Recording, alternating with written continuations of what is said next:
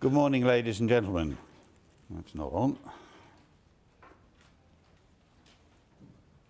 Good morning, ladies and gentlemen. Isn't it nice? Is that not going to work? Battery. All right. Well, we'll shout. We'll shout. Do you want this one? No, that one won't work on the microphone.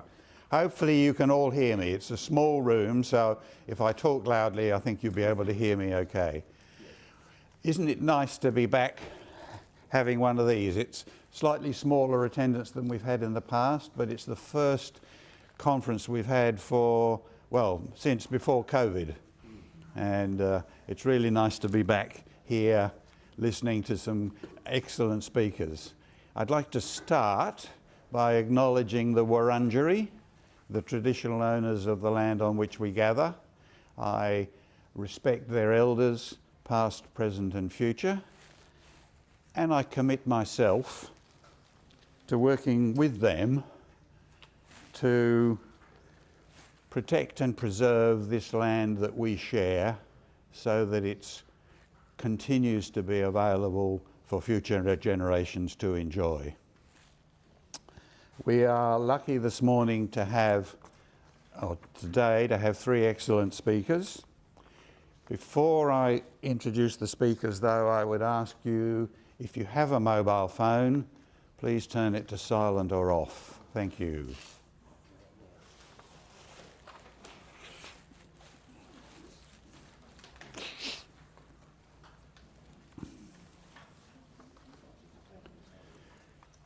The first speaker we have this morning is Paul Gallagher. Paul is a member of the MS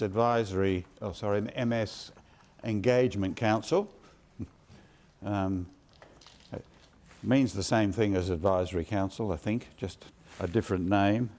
He's a published author, journalist and book editor.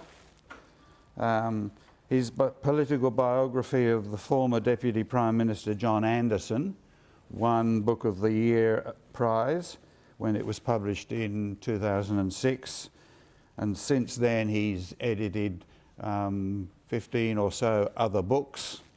He has MS himself, and he's a regular contributor in articles to the news and been published in America, UK and here in Australia.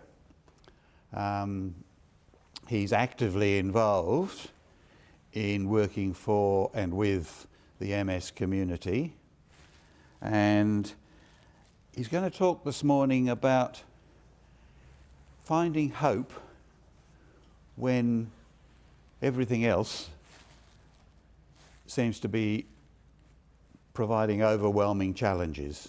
So I invite you to welcome Paul Gallagher. Thank you.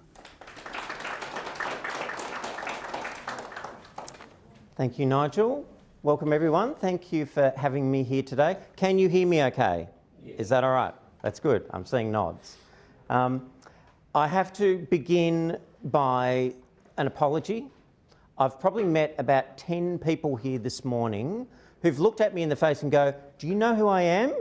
And I realise, oh, that's right, they're on a Zoom call.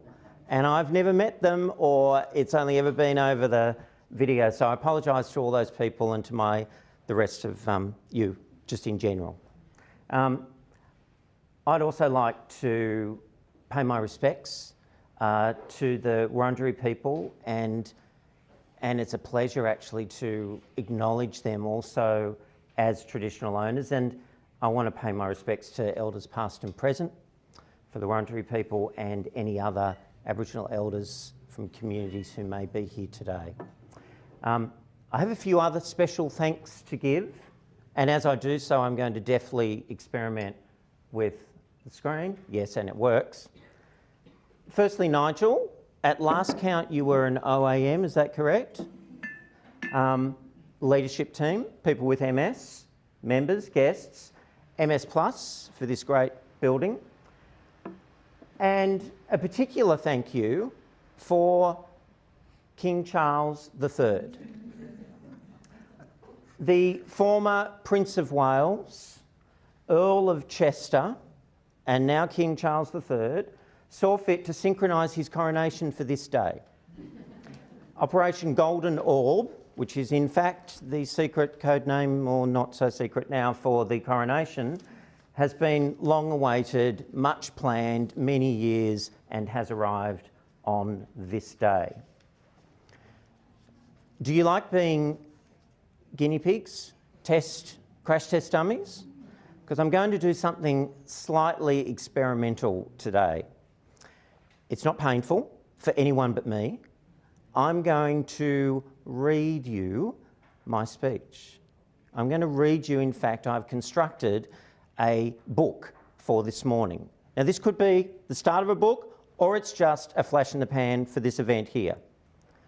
Chapter 1. I've been away a while. I pause here after reading the chapter title of this section to state the obvious. I'm reading from words I wrote. As a writer, I hope you don't mind if I share my life, thoughts and hopes in the written word today. That's not the TED Talk orthodoxy of delivering a presentation, but it's my best way of being the real me, the right me, in this place among people who know what it is to live with multiple sclerosis. Today is also the second last day of the Melbourne Writers' Festival. In the program for this year's event, Artistic Director Michaela Maguire wrote these words.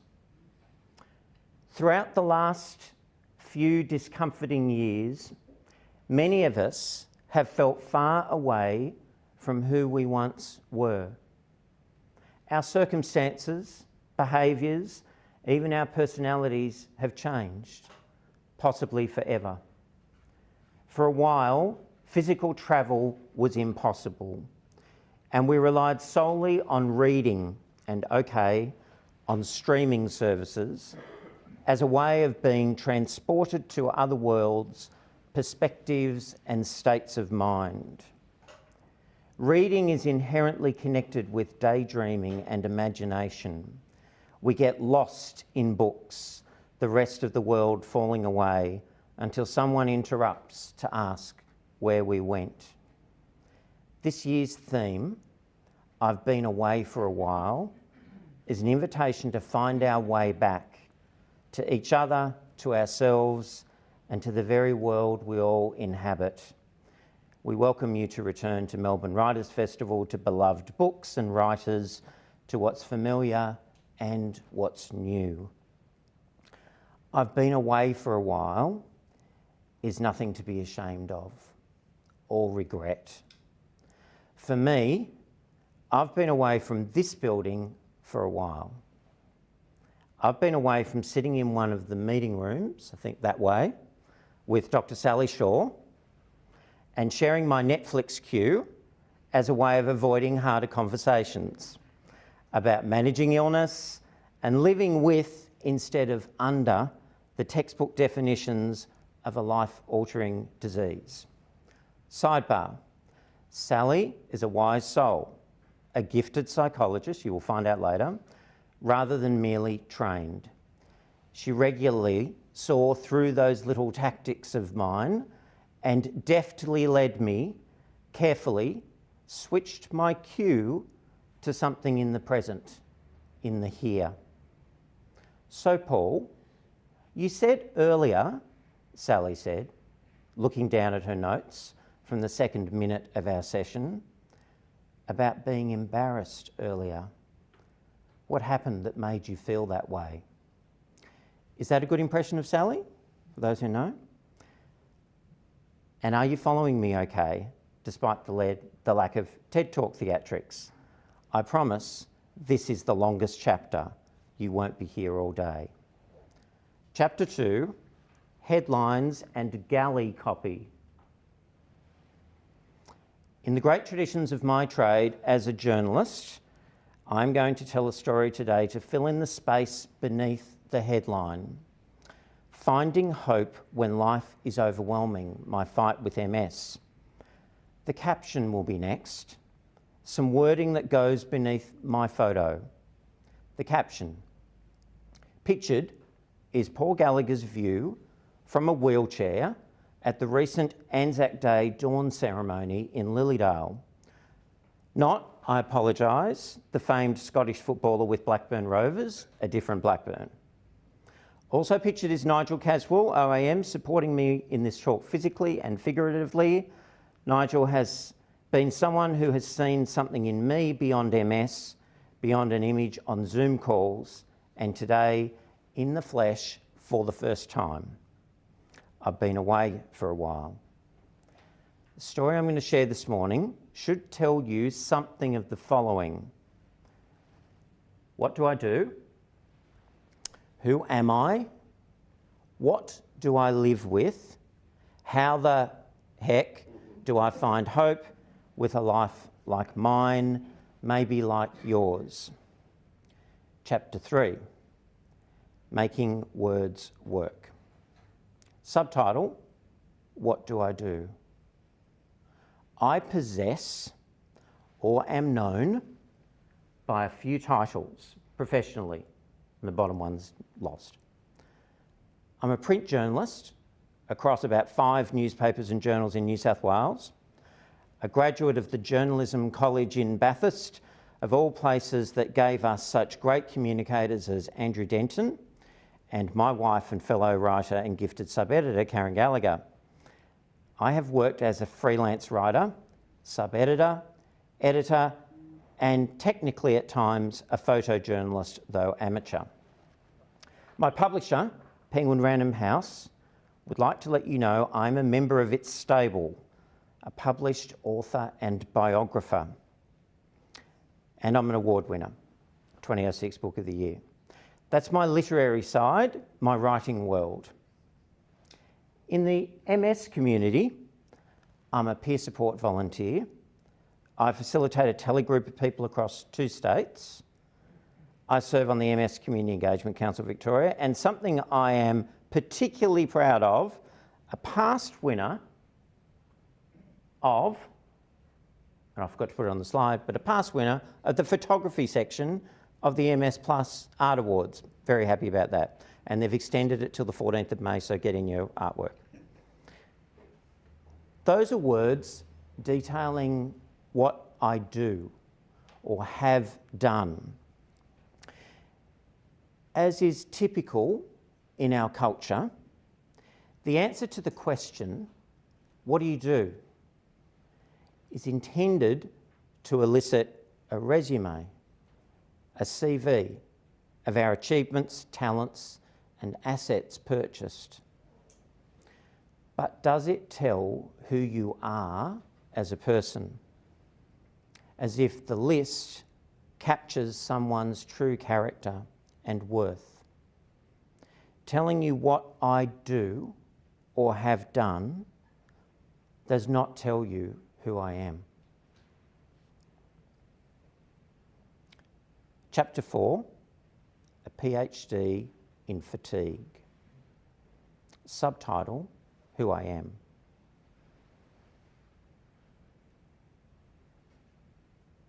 I am a husband, father, grandfather, son, brother, friend. Those are my greatest achievements and continue to be my best-selling works. Their covers tell anyone about me without meeting me in person. And so back to the headline, back to the word hope. I have found that what I do is not who I am. And into this room, into your nerve centre that hears or reads these words, I want to say this. You are more than the sum of your parts, more than the titles you have accumulated, more than the vocational pursuits you've attained, or homes you've built, bought, rented, or leased. You are not the sum of what you do. Your value is not the length of your CV. In the world of recruitment, when someone seeks a job, the resume is dusted off, typos corrected, email address updated, and all the achievements are listed.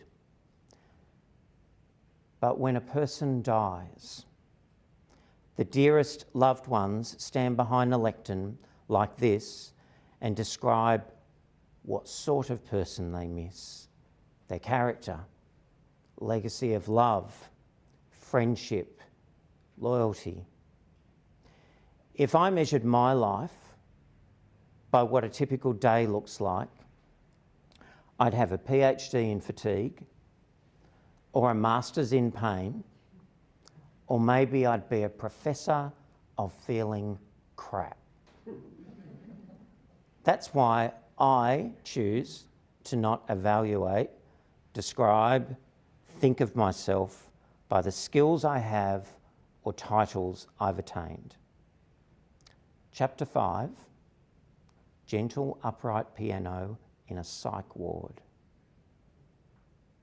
Besides what I do and who I am, I live with circumstances and events. In my life, I have lived with and live with and survived and thrived and come out the other side of life-altering illnesses. The first was major depression, such that it placed me in a psychiatric ward 11.4 kilometres away in Maroondah Hospital. I remember on our wedding anniversary in August 2000, Karen visiting me in a small room that had a thin, cheap curtain making Mount Dandenong Road look a little dreamy. She played gently on an upright piano, and we talked about me coming home between tears. The second was multiple sclerosis. I was diagnosed in 2016, but had already experienced its first touches in my 20s, though not knowing it at the time. I'd stepped outside my car in a little country town called Bowraville, and my left leg did not work, would not hold me. A GP said I had gout. Another thought maybe there's a small chance, probably not, could be multiple sclerosis. He prescribed the wrong test and didn't follow up. In about 2013, the symptoms came back. This time a permanent tingling sensation in my arm, pins and needles switching on full time, then the chest hug, fatigue, balance problems, heat intolerance. By the time I lost my sight for 90 minutes one freaky day, I knew what it was. I'd seen Mum suffer from it, and it didn't take much for a very clear diagnosis by 2016. I say lived with and survived because I know what it is to live without it, like I know what a life living without major depression is. That term, lived with, is important. I remember what it was like living with functional limbs. I remember being a two-paced walker, fast to the bus and train, slow on the weekends taking my dog Lily to Montrose Reserve. I remember being quick in my mind. The unfogged days when you can see the sun on the horizon and you could almost forgive yourself for not packing the sunglasses, just exist and bake in the sunshine. My mum Judy lived with and survived polio too, although she would never say it defined her. Later in life, when she was diagnosed with multiple sclerosis, it broke some plates in our lives, but didn't change the name of the maker on the underside. I knew Mum, not MS Mum or polio Mum, like your loved ones know you. MS was an in and out disease initially for me, sometimes on, sometimes off, relapsing, remitting. Now I find it sticking around like some sort of full-time lodger I neither invited nor sought, and who never pays the rent, just costs me. Like many of you, my days are typically challenging. Sleep patterns are not patterns but spurts and trickles from a broken tap, and the plumber's busy. Pain is constant, only relieved by addictive prescriptions that make one drawer in my home look remarkably Walter White-ish. Brain fog is regularly frustrating. Or, what was I saying? And accessibility, mobility, going places requires constant attention, planning, and military-like logistics. So chapter 6, how the heck do I find hope with a life like mine? Subtitle, what I learnt from Jeff Probst and tribal councils. Well, I do not find hope in MS itself. In fact, I don't even like giving it the dignity of capital letters, nor do I like to say I have MS or suffer from MS. That helps. Nor do I get hope by personal internal fixation. As an introvert, there's more of a hobby than a viable, healthy pursuit to inner peace. Hope to me is a gift that is curiously found in, through, and beyond the consequences of and process of suffering. Emily Dickinson's poem, called Hope is the Thing with Feathers, puts it beautifully when she writes, hope is the thing with feathers that perches in the soul and sings the tune without the words and never stops at all. The sweetest in the gale is heard, and sore must be the storm that could abash the little bird that kept so many warm. I've heard it in the chillest land and on the strangest sea, yet never in extremity it asked a crumb of me. Hope is this beautiful gift that is deposited in one's soul, surviving to sing and enlighten other living creatures in even the worst of storms. Just after the horrors of the Second World War, the Nobel Prize for Literature in 1946, amazingly, went to a German pacifist, poet, writer, Hermann Hesse, previously banned by the Nazis for his dogged opposition to jingoism and National Socialism. He said, I began to understand that suffering and disappointments and melancholy are there not to vex us or cheapen us or deprive us of our dignity, but to mature and transfigure us. There is a biblical version of the same statement that recommends rejoicing, quote, in our afflictions, because we know that affliction produces endurance, endurance produces proven character, and proven character produces hope, Romans 5. Finding hope is one thing. Maintaining it takes intentionality and patience. For that, I'm inspired by the TV show Survivor. As a Generation X baby of the 1960s, I was prime material for loving this hit show when it began on May 31st, 2000. I hope I have some fellow Survivor-holics. The show logo has an expression you might recall: outplay, outlast, outwit. Although that moniker is certainly uninspiring when searching for the secret to happiness and joy. It is fun, though, to watch contestants lie, cheat, steal, and construct puzzles. One thing you notice about Survivor episodes is the importance of fire. To cook with, light the night with, and burn on wooden torches that lead to a procession to a highly produced, but always entertaining, tribal council. There, with torches lighting the circle of truth they sit in, everybody votes to cast one of their own away. Quite literally, everything revolves around fire on the show. And it's from that image that I find some specific and practical inspiration in the form of words uttered by host Jeff Probst on the night every time a player is sent packing. In this game, fire represents life. When your fire's gone, so are you.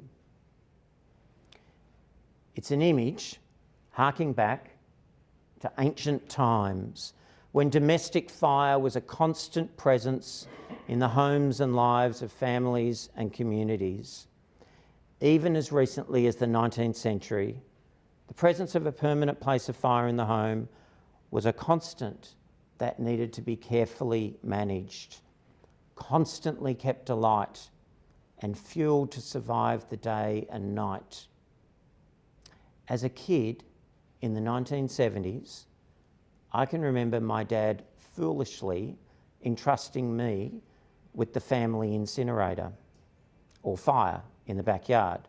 We would, completely oblivious to the harm being spewed into the atmosphere, burn everything, anything, almost every night. Thankfully, various governments put an end to my climate changing ways and my fellow teenage fire starters in Western Sydney. Now, our hearths use electricity and switches to avoid the need for using and keeping a fire. And when we do introduce a fireplace into a home, it's not for cooking apple pie or roasting a pig over a pyramid of charcoal. The thing about a controlled domestic fire, the previously universal experience that we've largely forgotten in our time and age, and much like the flames at the centre of Survivor, is that they need 3 human acts to survive: fueling, watching, guarding. And as I describe those 3 practices next, I want to suggest you could see the practice of maintaining a fire as a metaphor for preserving hope in a challenged life. Chapter 7, Hope Lights, Despair Burns. The first one is fueling. Pyromaniacs, camping experts, and lovers of 90s band The Prodigy will agree. Every fire needs the right fuel and regular supplies of it. Wood, for example, at the very basic. Small sticks, in fact, to start with, or some other form of Bunnings packaged kindling. Then bigger amounts in the right order and at a pace that will maintain and build the flames. Just like fire, hope loves oxygen. One burning brighter with the breath of the wind, the other rising with the breath and presence of us, people. Like a campfire flame, hope thrives in the midst of loving, supporting communities. Like fire, hope loves company and burns brighter when nearer neighbouring flames. For any human being, but especially those challenged with illnesses like ours, we need specific and therapeutic fuels. We need external fuels, like expertise from medical professionals, doctors, specialists, psychologists, allied health. We need and thrive with peer support from this body, MS Plus peer support, telegroups. External fuel comes in the form of supports and services funded through the NDIS, other programs, again, MS Plus. But we also need some deeper burning, thicker logs that will last all night. The internal fuels. For you, that might look like building reserves of personal resilience, patience, forbearance, a sense of seeing beyond the current pains, and frustrations of living with this illness. Number 2, watching. No domestic contained fire survives the absence of attention. Simply put, without fuel, it dies. But without eyes on it, a fire can be dangerous or reckless, without aim and purpose other than to wander and ultimately diminish. Just as a fire needs attention, so does hope. Hope doesn't come to us at any point and linger of its own accord. We have to nurture what hope we have and be vigilant in watching for competing impulses. For me, practically speaking, I pulled right away from social media about 4 years ago. I use it and have accounts to keep in touch with family and to watch dog videos. But in my life, too much social media, for me, erodes the fuel of my fire, my hope. This is me talking, writing about me. Only me. Or maybe not. Could be you. Or not. Whatever. Your call. But if it were just me, and maybe you, watch yourself. Watch for meaningful connections with loved ones and friends, rather than the moments of curiosity from social media. Maybe don't look down at your phone so much. Maybe turn it over when watching Succession's final season. Watch each other, yourself. And the last one is guarding. Watching a fire is helpful, but guarding it is critical. Life will bring all manner of environmental, social, and external threats to challenge what flames we have burning. It can be a wind or rain, literally and figuratively. Storms of life that come to snuff out the flickering remains you have and drown the fuel. It's important we aim to keep the fire burning, maintaining hope with the vigour and attention we give to a campfire at beach with the grandkids. If it goes out, if we find ourselves without the warmth of hope, we will need external and artificial support to relight that. A flint can be a metaphor for mobility aids, prescription medications. Another person might be what is needed, someone who knows and loves you. Jewish people have a tradition that they cannot relight a fire on the Sabbath, reserved for their worship, not work. But they can go to the community fire and get a flame from that location to relight their own. In the same way, hope comes from reconnection with others, with community, with sharing one's experiences and lives with others. What you see here today is someone who constantly fuels, watches and guards his flame of hope, sometimes successfully. This version of me is better at doing that than the year 2000 me, better than the 2016 me inside an MRI machine, better than pandemic me. The Paul that has been away for a while is present in this room now. And he's saying to you, if there's hope for me, there's plenty more where that came from. Chapter 8, I really want to visit another country. Subtitle, Conclusion. On a personal note, I want to close by saying your inner convictions, worldview, deeply held values will often be the determiner of your source of and level of hope. For me, if you haven't worked it out by now or never read anything I write, you need to know, full disclosure, I have a deeply held inner spiritual conviction. I am a Christian. I don't mind saying it's what I believe.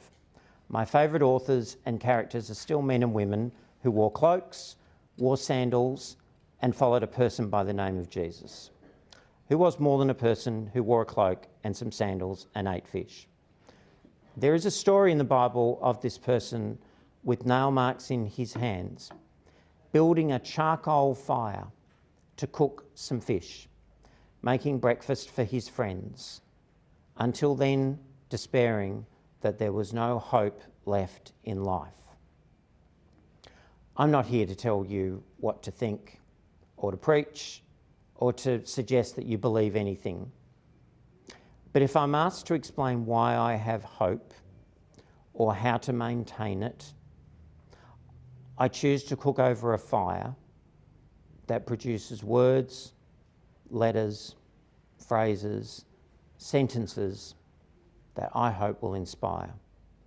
And though I sometimes feel like MS is not worth the enduring, and life is less than pleasurable in the midst of a bad day, I think of great writers who wielded words better than I can imagine, from wardrobes to campfires to MS conferences committed to help others to think the same.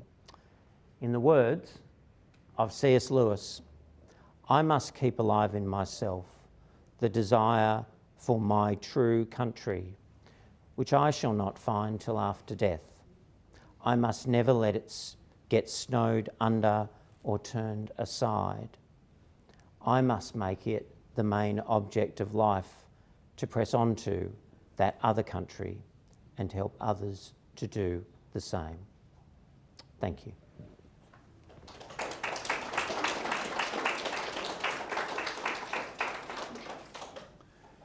Thank you, Paul. We've got a bit of time for questions, so I don't know if any of you have any questions for Paul.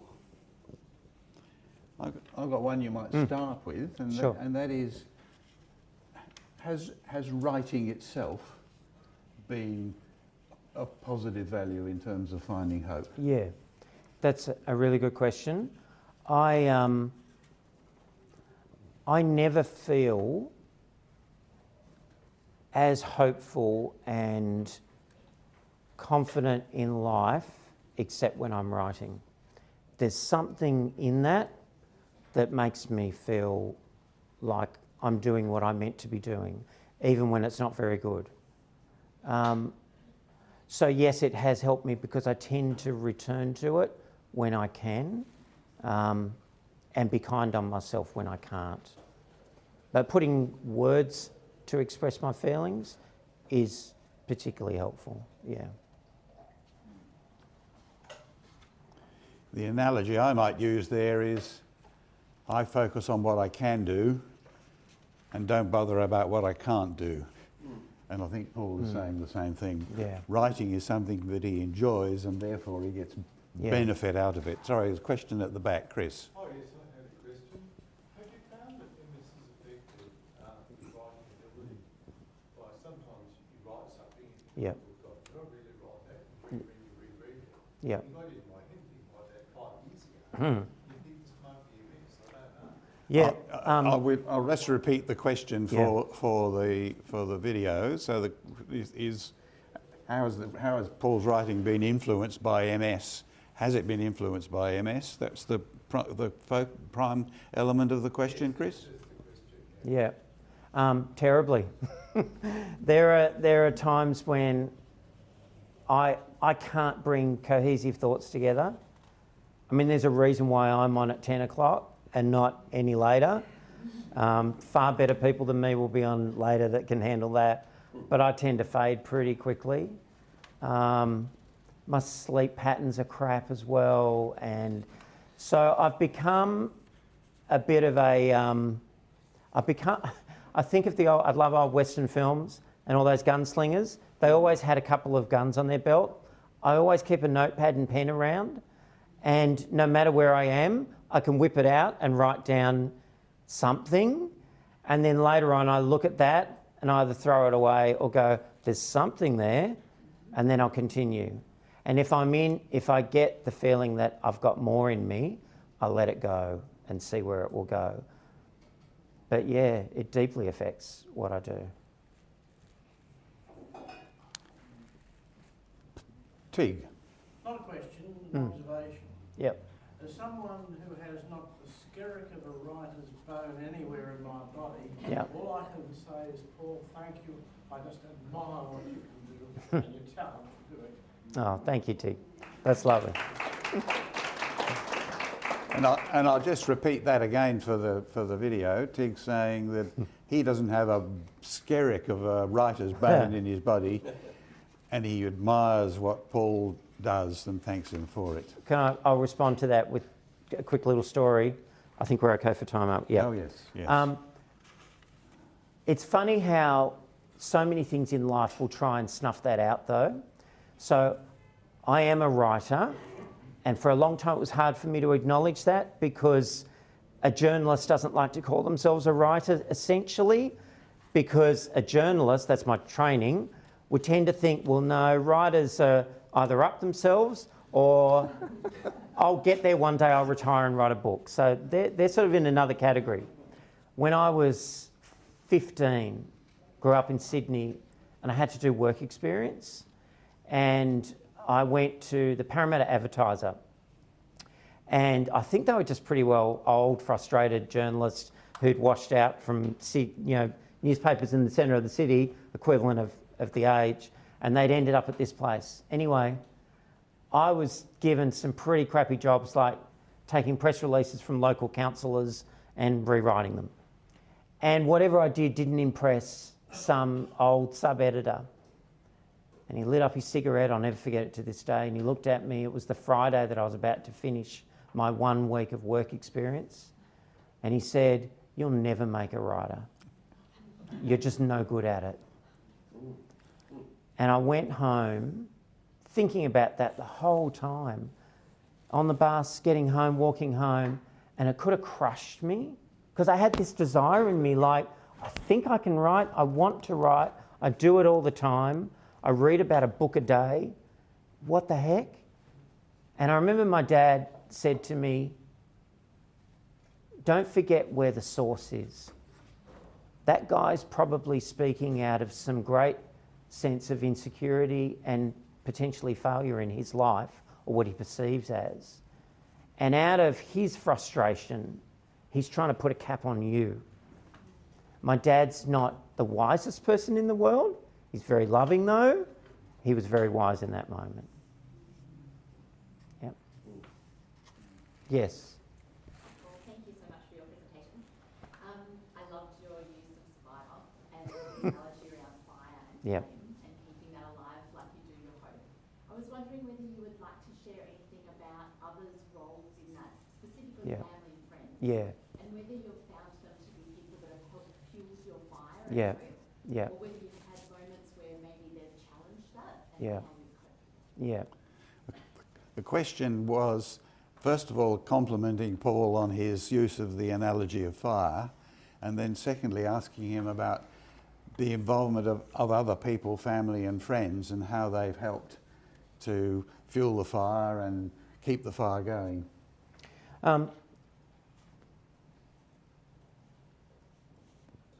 Good fires are really only good fires because other people are helping you keep a watch on them.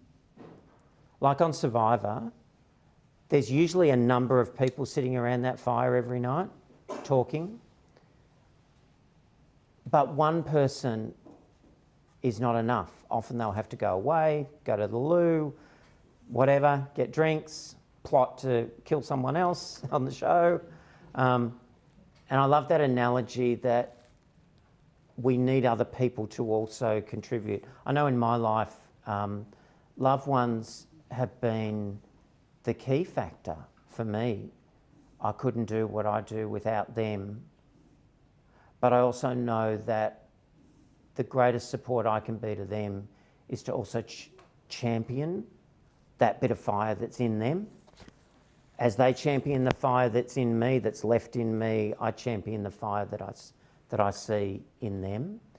That Jewish analogy that I mentioned before about how you couldn't light your own fire on the Sabbath, but you could go to the community. it answers that beautifully, Sally, because what effectively that rule was is it forced them to get out of their home and mix with the rest of the community at least one day a week. So even if they were the world's deepest introverts, one day of the week, just so they can cook their meat and dinner, they'd have to connect with community. And I think now more than ever before, as the world is reconnecting and pace is increasing, we need to pause and think about how we can support each other and each other's fire even more. I hope that answers. Well said. I like that. Yes, yes. I've got a question. Can I just, just wanted to ask you something first. How long did you work as a journalist for? Yep. And are you working more now as an independent writer? Yep. Is that right? Yep. So how long did you work for a journalist for, as a journalist? Yep. Just paraphrase the question again. How long did Paul work as a journalist? And talking about his experience as a journalist. And then I've got another question. Sure. The journalism, technically I've never stopped. In my mind, I'm still a journalist, even when I'm visiting my neurologist. Because I can't stop the skills. I find myself interviewing people. Like, it's very hard for me today to talk about myself. And I don't like doing it. But I treat it as like a mission, and therefore I'll complete it in the best way I can. But I did make a transition in about the 2010s from what I would call from journalist to freelance writer to then author. Now, I mean, if I'm asked, I write down my profession on tax forms as writer, but that's effectively the transition. Hopefully I'm not up myself. Yeah. Okay, so my second question, and I don't know if you can answer this, but my second question is, what support did you get after your diagnosis from organisations where you were working as a journalist? Yeah. And the second question was, what support did Paul get from the organisations that he was working with when he was diagnosed? Um, I'm thinking about how to answer it. That's why I asked, because I'm interested to know Yeah. what kind of support and I tell you what, understanding. yeah, I'm not going to name any names or organisations or anything like that, but can I be really honest with you? Our organisations, our culture, our society just in general thinks they're pretty good and thinks they've made everything accessible and they've made workplaces better with standing desks, and we've got ramps now and lips and all that. To some extent, it's lip service, because when I needed the support, the biggest support I needed wasn't a ramp or a lift at work, although that's nice. The biggest support I needed, which I didn't get, was someone to believe that I was still Paul. They started to see the disability and the limitations and the costs before that. And so then I had to take care of myself. That's not a great answer, but it's a truthful one. No, that's what I suspected. Yeah. That's Yeah. what I thought your answer would be. Yeah. Martin. Yeah, I've got a question, and first I would like to thank you, Nigel, for I think the best guest ever, and I'm coming here only for 2 years as a participant, and after the COVID, I think, Nigel, this is the best speak ever you can make it, because you give the people to talking like the hope, but not talking about the MS only on the MS, but on being a person as a person, not as a person with a MS or a person with disability or whatever. So I really thank you very much for having that. And I say only one joke that nothing changed, the mic still don't work after a few years. All the time on the beginning the microphone never worked. So I don't know why. But anyway, my question is, because I've got kind of inclination towards writing, Yeah. and probably maybe it's too late a little bit for me, but still I would like to write a book. And my question is, any advice where to start it. Yeah. So Martin's saying, first of all, what a fantastic speaker, and possibly one of the best speakers that we've had at our conferences. And secondly, Martin would like to write a book himself. Yep. And is asking Paul's advice. How do you start? I'm a massive believer in, I'm like the anti-ageist person. I believe you can do anything at any age, in any capacity. I might not have thought that in my 20s. I thought I needed to burn bright in my 20s and I would just chill at some point in my life.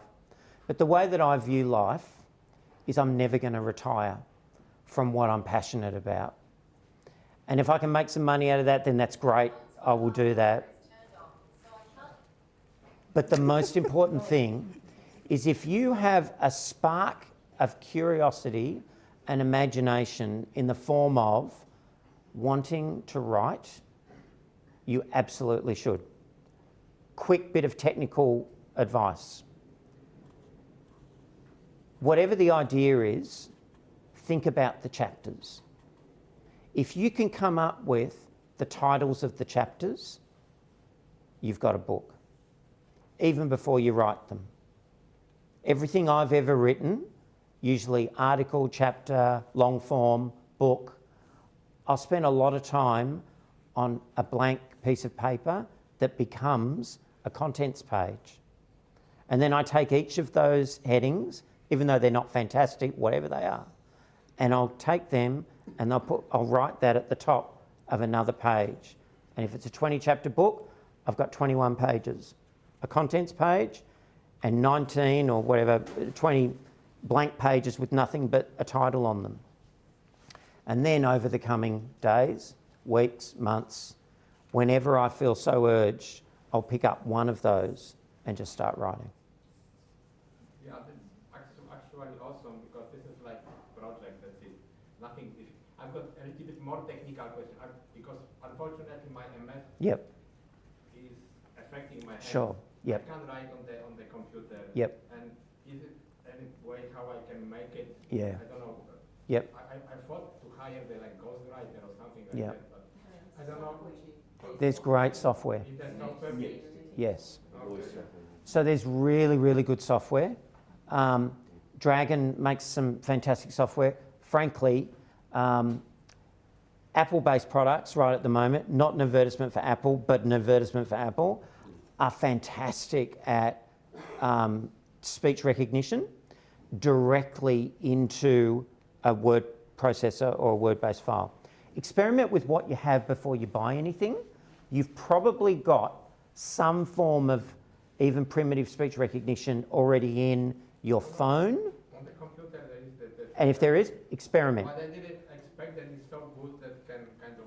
It can. And I asked my support coordinator through NDIS, can I get support for what I want to do with my plan to get some speech recognition software? And she said, we'll ask. NDIS said yes, it absolutely can meet in your plans about connecting with society, etc. And so, because there are days where I can't write, my hands aren't great at times. So that's what I do. Yep. Mm. So, do you mind if I ask which software, because I'm looking at software Yeah. at the moment, so I've used Speechy and I've just downloaded Dragon. Yep. But yeah, I don't really find them that sophisticated. No. So for the video, questions about what sort of software is available to help you write. This is where the MS is kicking in, and I can't remember the name of it. But you can come up to me later and I'll give you my email address and I'll find out. But it's something different than Dragon. There is a better one. Yeah. But frankly, Amazon, through Alexa, but also Apple in particular, is doing some amazing stuff with speech recognition. So frankly, I find my phone now, my iPhone, the speech recognition just through using that is incredible. Yeah. And if you use Telegram, that actually will transcribe your voice messages for you. So I think I'm going to wind it up Sure. there. We've had a fair number of questions, but Paul is here, hopefully for most of the rest of the day. So if you want to talk to him about the technical issues of how to write and what sort of software, come Sure. and talk to Paul. We've got about half an hour for some morning tea. Thank you. Thanks, everyone. And thank you very much, Paul.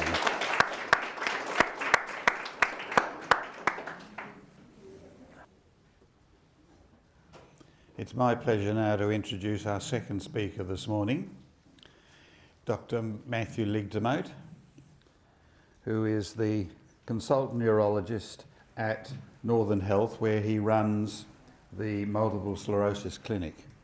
He looks much too young to me to be a neurologist in charge of a multiple sclerosis clinic. But then one always says that one should choose doctors that are a lot younger than you are, so I think that's a recommendation. He has a particular interest in neuroimmunology, which covers a range of conditions, including motor neurone as well as MS. But he's going to talk this morning about MS treatments and, I suppose to some extent, where MS treatment is going, what sort of research is currently going on. So I'll ask you to welcome Matthew. Thank you.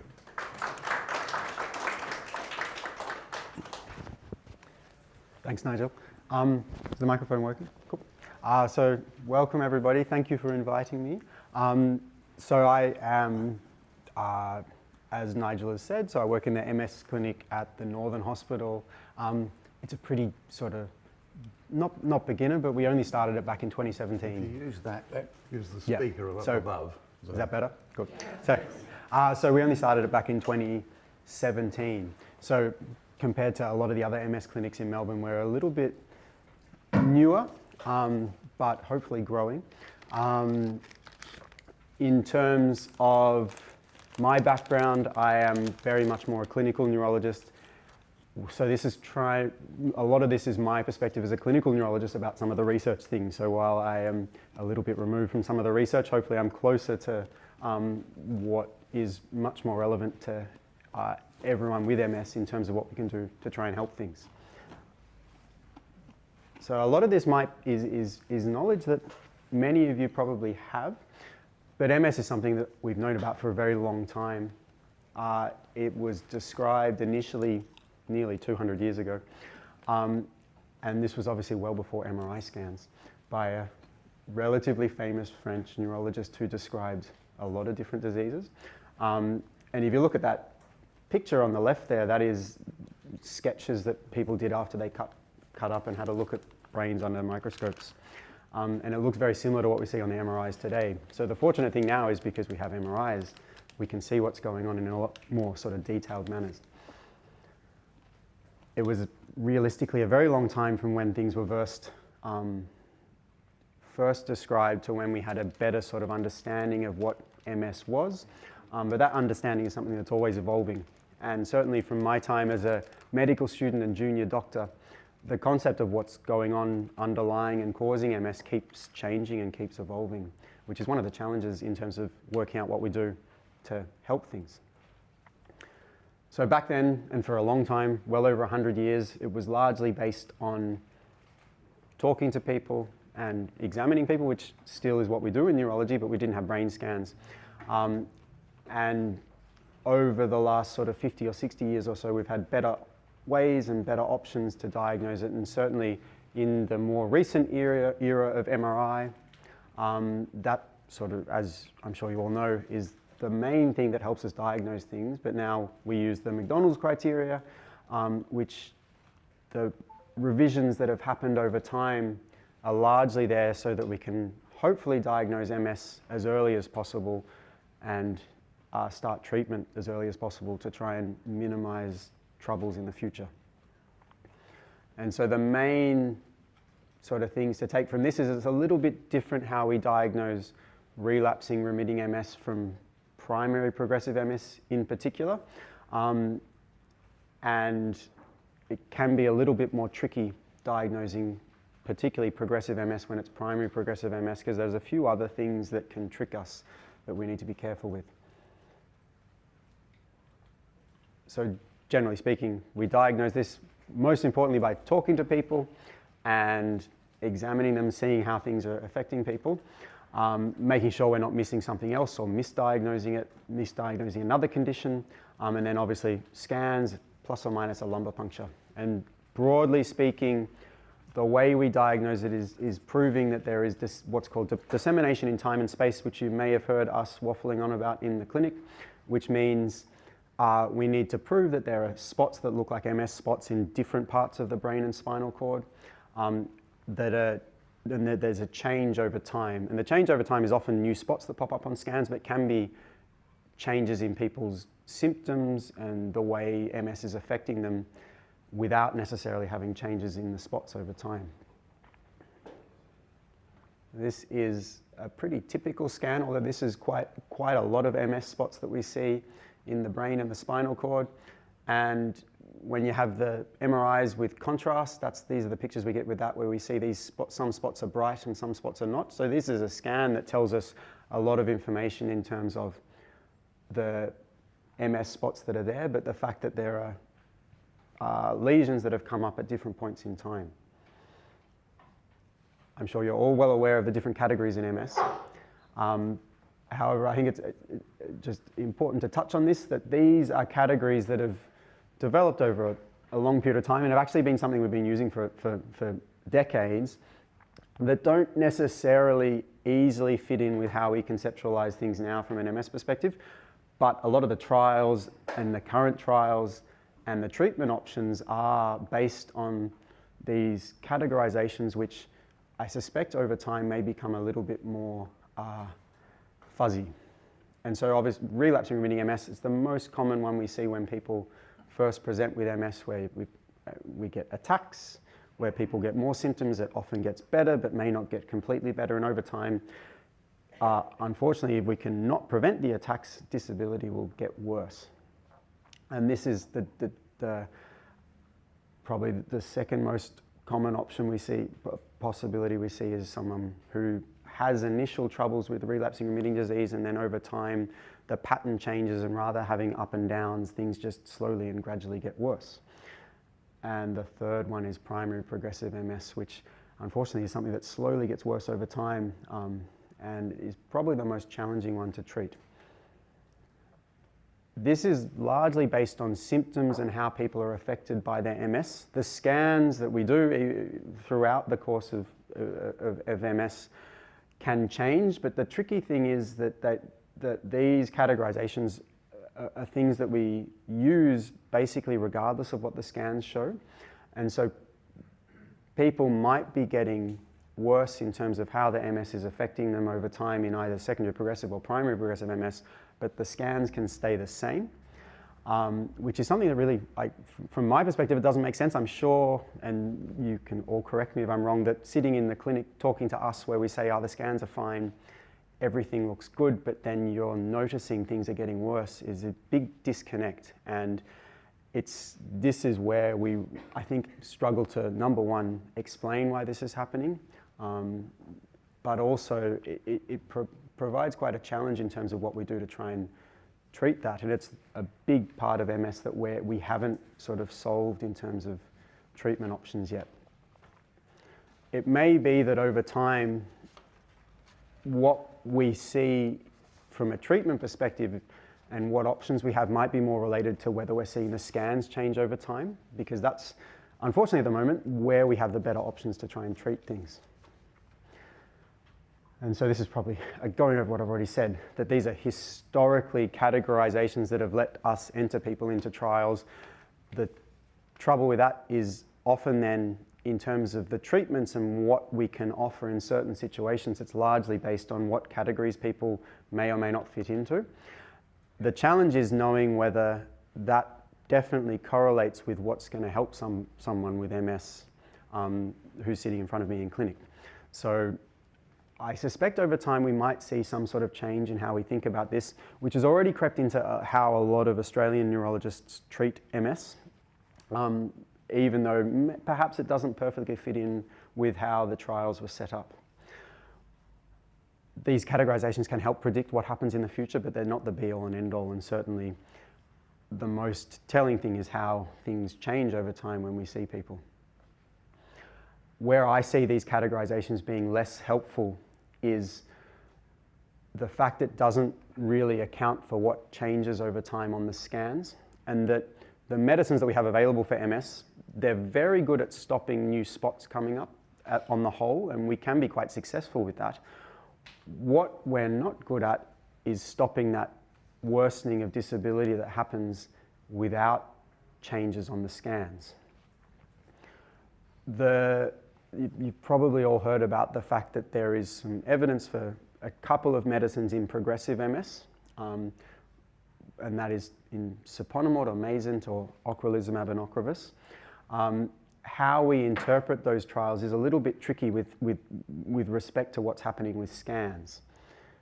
The reason for that is more, I went too quickly, is more because in those trials there were quite a few people with spots that were new on scans or contrast enhancing scans with the dye, and that's in a group who were progressive, either secondary progressive or primary progressive.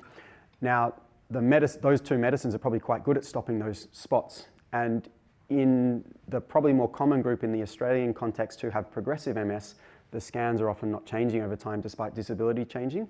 And it is a little bit more questionable whether there's going to be a lot of use for those medicines, unfortunately.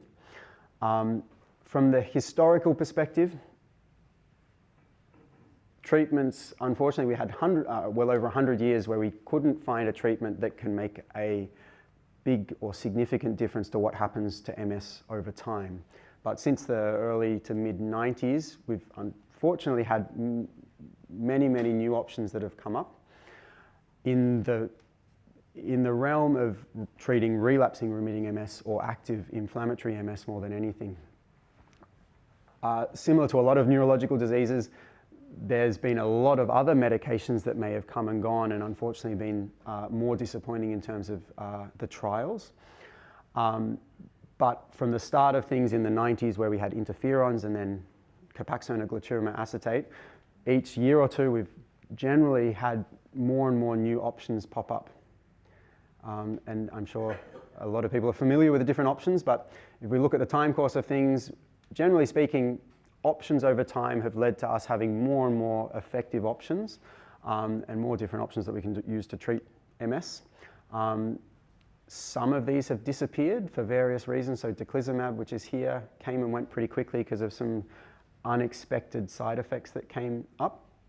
And for anyone who might have been on Tysabri right back in the early to mid 2000s, that we had to stop using that for a while, but fortunately have had ways of minimizing the risk that mean we can use it quite well and safely now. Moving to the sort of more recent times, Mayzent is the first medicine of all these medicines that's shown some benefit in secondary progressive MS. And there was also the small trial in ocrelizumab or Ocrevus that was potentially showing some benefit in primary progressive MS.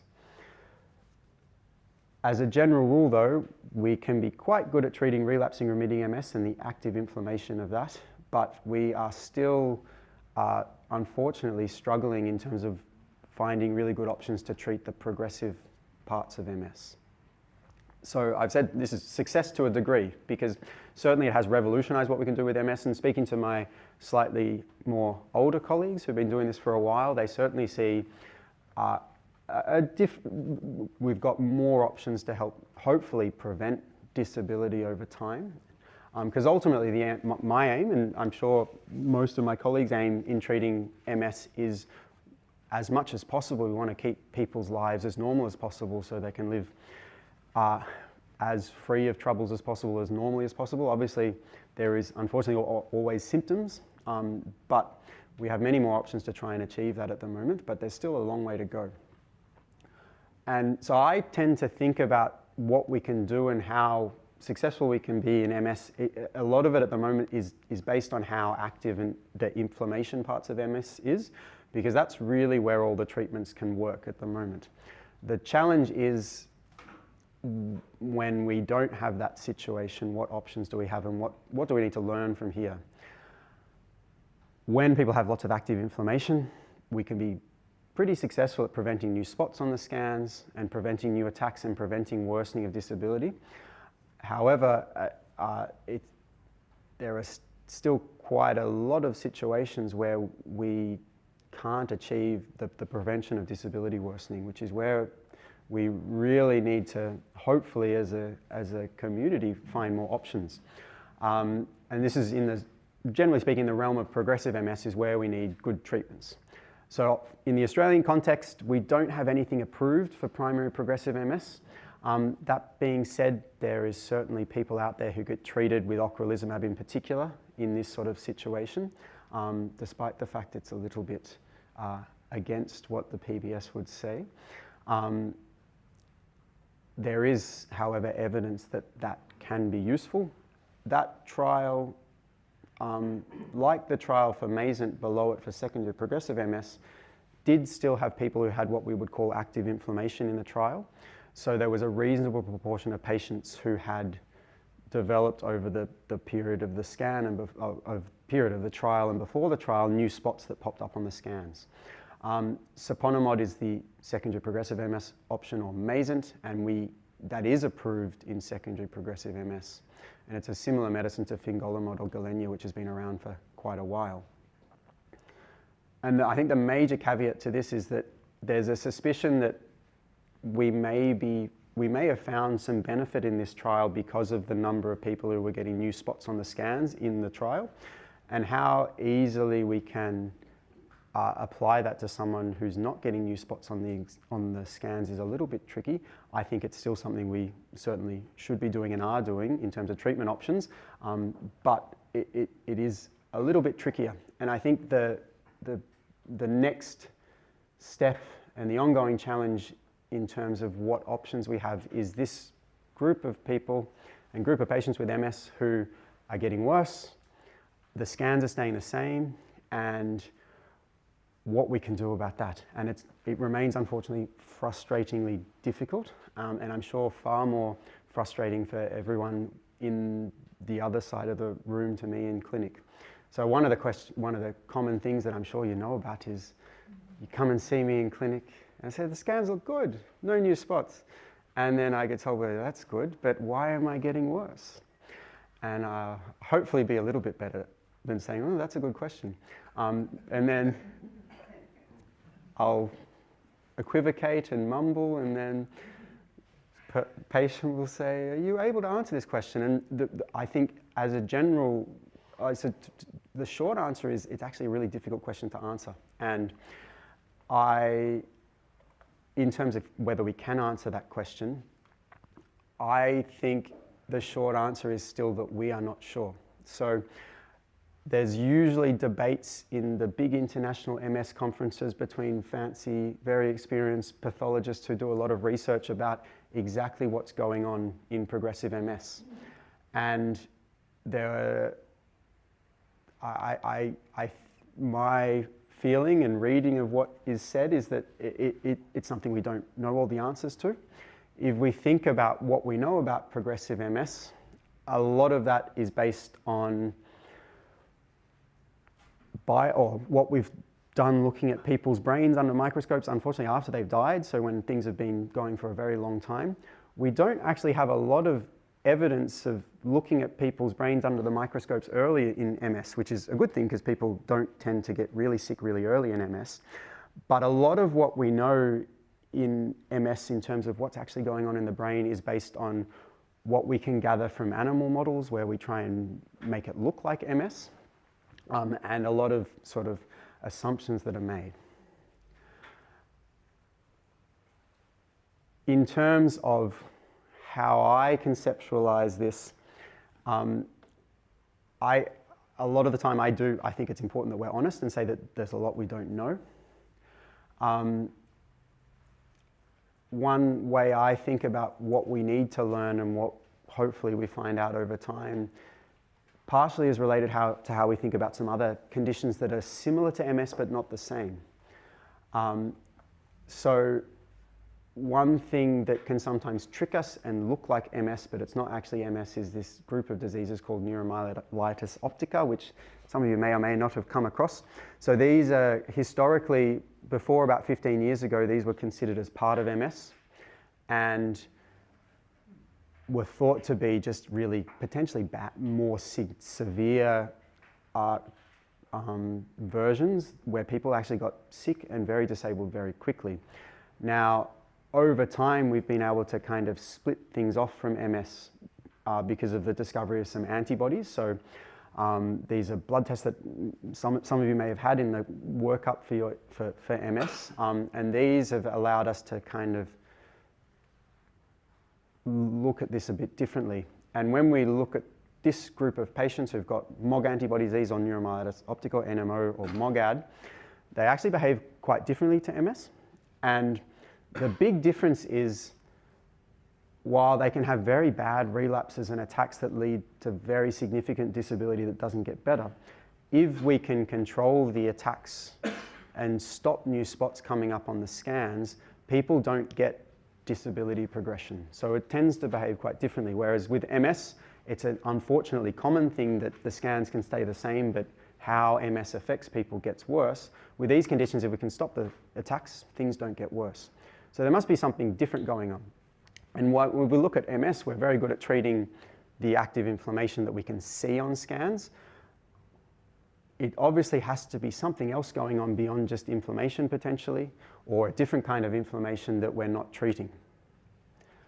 And so this concept, and there's a lot of work going on in the world about this, is this concept of progression independent of relapse activity, or PIRA.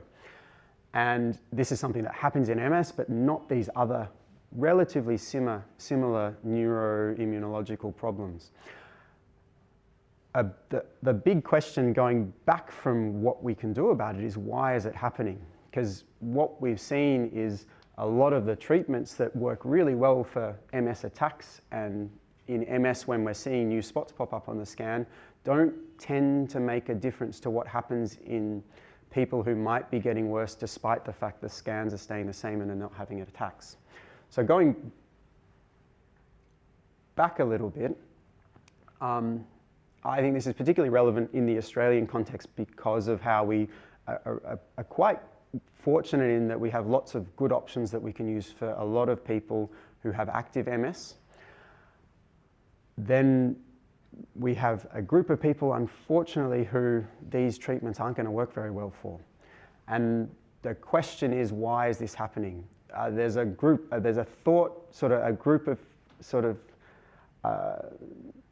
information that suggests maybe there's inflammation going on that we can't see on the standard MRI scan. So there are really detailed, powerful MRI scans that get used in research only, where they're a much bigger magnet that can potentially show little grumbling bits of inflammation that we can't see on a standard scan and won't ever see on a standard scan. Or is it due to another process? And we really don't fully know. And it may be that it's a little bit of both. One of the questions that often comes up in debates at some of the conferences is what's happening at the start of MS. And while it's reasonably accepted that the first parts of MS are probably inflammation, there is still a school of thought that there might be some other process that happens to start with, where the nerve cells might be dying without inflammation that then triggers the inflammation that happens afterwards. And this is the concept of the neuroinflammation, which is the inflammation part of MS, versus this other concept called neurodegeneration, or that is the loss and damage of brain cells that may happen without or independent of inflammation. I think this is one of the better kind of conceptualizations of what this is that I've seen. And this is potentially a little bit too convenient, but one way to think about it is if we've got, say, a balance on a scale, and we've got on the left neuroinflammation and on the right neurodegeneration. And there's an argument that both these problems might be happening in MS, and that the relative balance of how much you've got of each problem might determine which sort of category of MS you end up fitting in.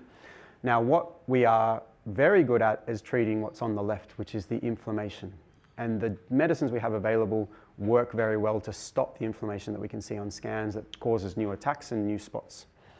What we have very little good options for is the part of the scale on the right, so the neurodegeneration. And this is true for a lot of other neurological diseases that I see in the clinic, where there is neurodegeneration without inflammation that there's been many, many trials of lots of different drugs in things like Alzheimer's and Parkinson's disease that have not actually been able to show any difference. Now, I'd stress that MS is completely different to those conditions because we do have this active inflammation that we can treat. But potentially being stuck too much on considering inflammation as the be-all and end-all of MS might lead to us sort of missing ways of trying to treat things longer term in terms of the neurodegeneration side of things. If we look at how things are likely to happen in people who have active relapsing remitting MS that responds really well to treatment, or people who may have had relapsing remitting MS for many decades that has been under control with medicines, in terms of the balance of how much of each of these problems they have in their disease, they've probably got a lot of the neuroinflammation side of things, but not much neurodegeneration. And the converse of this, which is the trickier part of things, is someone who maybe starts off with primary progressive MS or ends up with secondary progressive MS, and this is particularly people who have worsening of disability without new spots on the scans or relapses. They may have more of this, inverted commas, neurodegeneration versus neuroinflammation. Now, this is something that is still largely a concept, and a lot more work needs to be done to look at this. But there are some sort of parts of, there's some evidence that is slowly coming out that sort of helps sort of maybe support this, and that there are some sort of biopsy evidence where we've looked at people's brains under a microscope who have progressive MS, and they have some abnormal proteins that look similar to some of the abnormal proteins that build up in the brains of people who have other neurodegenerative diseases. But it's actually a slightly different looking protein. So I've seen some evidence of people who have little clumps of something called amyloid. So amyloid is a thing that generally becomes abnormal and causes cell damage and death of nerve cells in things like Alzheimer's disease. Now, it's not Alzheimer's disease, it's a different looking protein, but it still looks a bit abnormal and might be a clue to the fact that there is something to this concept of two different things happening. Now, it's still possible that that's a secondary consequence of inflammation, but but it remains possible that it's the other way around. And there's ongoing debates about what comes first, and it's very much a chicken or the egg situation that's very hard to answer. The underlying, and then if we think about the concept a bit more of neurodegeneration in progressive MS, we don't really understand that well. And I think we're going to see hopefully breakthroughs in what we can do with progressive MS if we can, number one, understand this process better, because that's where we're probably going to see more good options to treat things. What we know is that even the highly effective anti-inflammatory immunomodulatory treatments, such as like the ocrelizumab, the Tysabri, the alemtuzumab, trials in people who have progressive MS that are not necessarily getting attacks or new scans have been unfortunately disappointing. So this leaves us with what we can do about that. And so one question that the first step in finding medicines to help this situation is probably going to be getting a better understanding of exactly what's happening in the brain. And then if we can hopefully get a better idea about that, then there's also this parallel thing of whether there's something we can do to reverse the damage that's done or regrow myelin, which is obviously something that has been looked at for many years and decades as to whether we can find medicines that do that. I see one of the challenges with that is even if we find something that can be quite good at fixing damage that's happened, if we still don't know what's driving that to start with, we're always going to be chasing our tails. So it's hopefully we can find things that do both things. In terms of the future, there's a number of ongoing trials in progressive MS. They're still, in terms of the local Melbourne context, most of these are aimed at, again, things that can manipulate the immune system to hopefully stop the inflammation side of MS. And so where I work at the Austin a little bit, we're doing some progressive MS trials with fenbrutinib, which is a BTK inhibitor, and there's a bunch of different trials of those agents going on in the world. Hopefully we should get some answers quite soon, and I suspect, hopefully if the trials show they work, they'll become available for use. And a lot of the trials are in progressive MS, so they do show that the trials do show benefit. Hopefully that will add another option in the progressive MS realm. There's many other largely sort of basic science that is a bit before we get to what they do trialing on humans, looking at whether there's anything we can do to target remyelination. Unfortunately, over many decades still, we haven't got any options that we use in clinical practice. The fact that we're so good at treating active relapsing remitting MS means that the vast majority of the work that's going on internationally is looking at this progressive MS area, because that's where we're really a bit behind, and hopefully we can find more things into the future. So, summarizing that, I think what we hopefully see over time is a better understanding of what's happening in progressive MS, particularly with relapses, and whether there is two processes or whether it's all one process that's causing everything. I think answering these questions is probably hopefully going to happen quickly, which will give other options for treatment, but we're still a little while away from that. And then parallel to that, if we can solve that question, it will make it easier, I think, to hopefully answer the question of whether we can do things to reverse trouble damage that's there. But again, unfortunately, it's still a little while away. So all these things is talking about the future, and unfortunately, the future is not now. What other things do we do now that can help people, particularly with the parts of MS that the treatments that we have available from an inflammation point of view don't help? So I think this comes back to where obviously support networks that MS Society is very good with, but also through hopefully the clinics and the hospitals where people are managed, that very much a multidisciplinary approach is important and necessary, because unfortunately we can't prevent all the disability that comes with MS. And I think in terms of maintaining independence, maintaining people living life as well and normally as possible, making sure we're thinking about all these things is very important.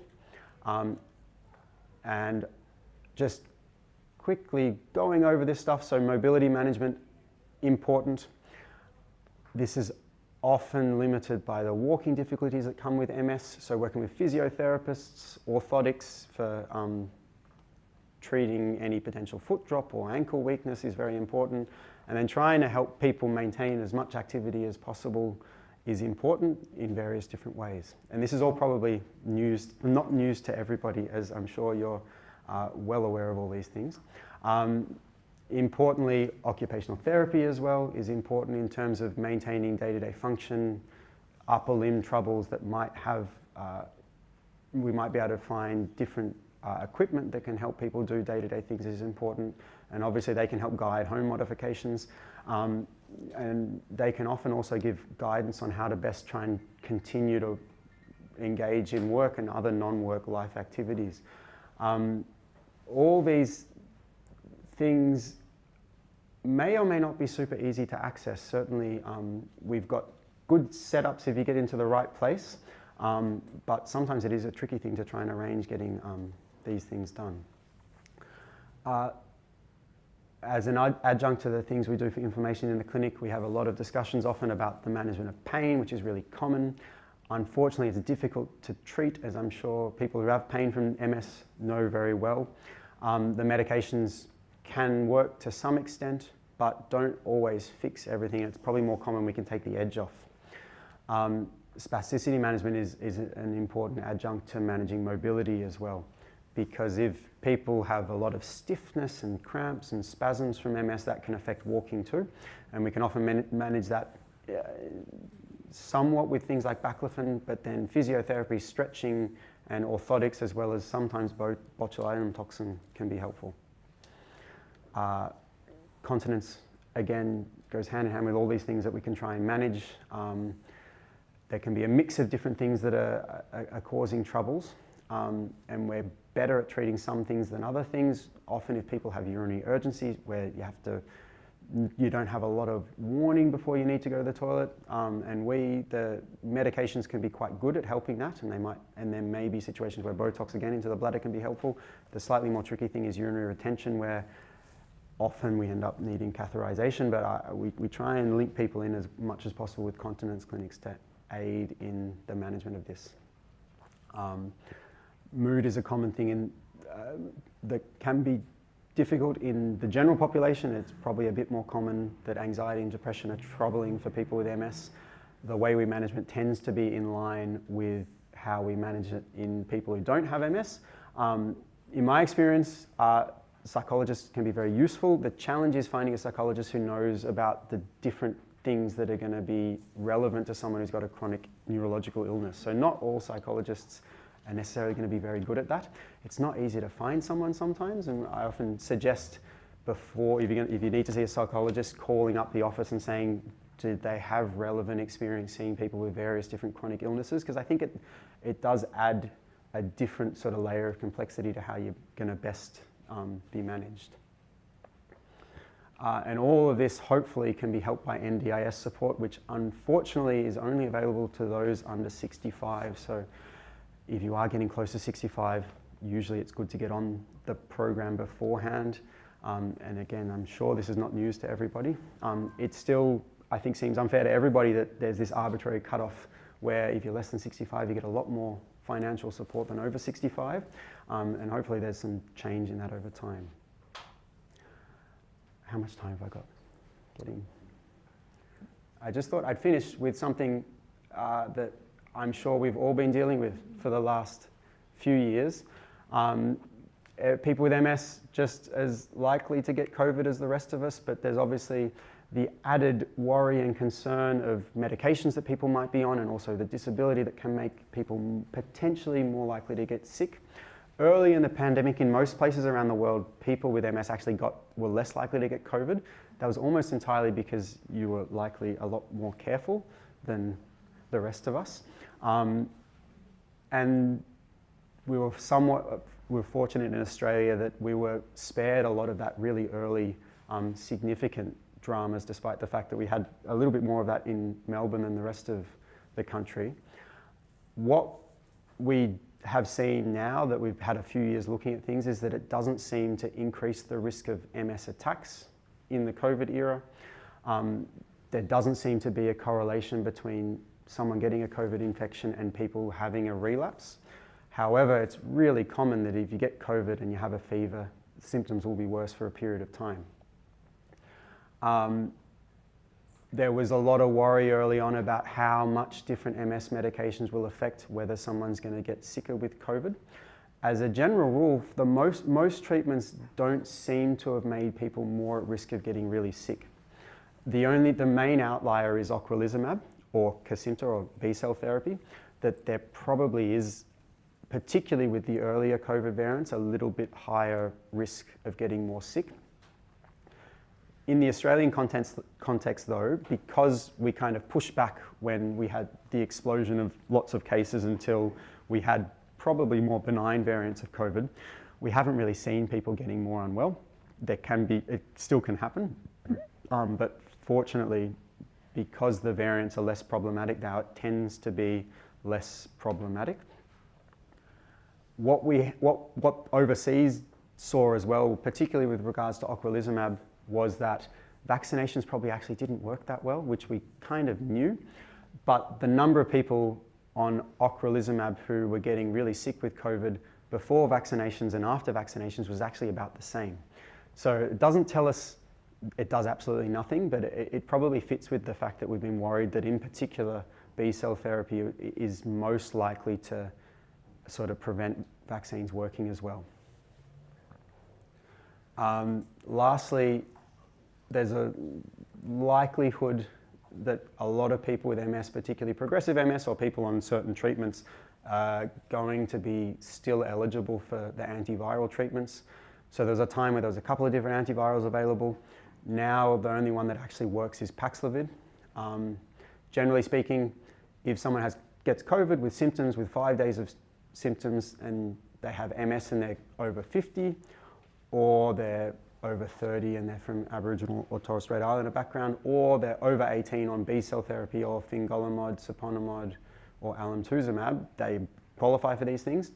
The challenge is how to get them, which is not always easy because you've got to find someone who can prescribe them.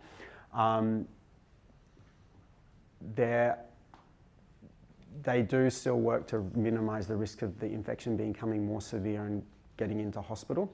An important note is that there's a bunch of different medications that potentially interact, and potentially medicines that a lot of people with MS are on. So probably the most common one is carbamazepine, which is often used for trigeminal neuralgia or a facial pain problem that would happen potentially with MS. You need to stop that when you're on antivirals. So anyone who's on that, you need to pause it if you're going to have antivirals. The challenge then is if the pain then gets a whole lot worse. And I've seen a few people who have not been advised to stop that. So it's just important to be mindful, whoever's prescribing it, make sure that they know what other medicines people are on. I think that is it. So.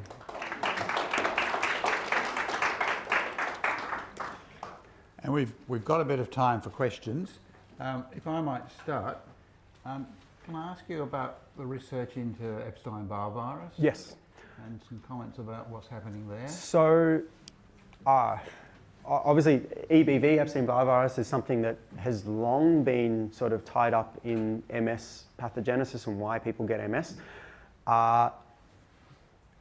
It's still a work in progress, and I think that is it has to be relevant, because if we look at the data we have, close to 100% of people who have MS will have been exposed to Epstein-Barr virus at some point in their life. The tricky thing is that like a big proportion of the population who don't have MS were also exposed. So it's probably not, it's not as simple as you get EBV or you have glandular fever when you're younger, you're guaranteed to get MS, and if we deal with that, we're going to stop MS. But it is probably, it's likely relevant to MS, I think. Taking a bit of a step back from that as well, what we see with those two conditions I talked about that are not MS, that we used to think were MS, that we've been able to kind of separate, it's still quite probable that MS is a whole bunch of different things and causes that we stick together as one thing. And it may, over time, we find ways of showing some people with MS EBV is more relevant, but certainly it's one of the things that we think is certainly relevant to potentially initial triggers that might drive MS, but there has to be other things going on in terms of susceptibilities.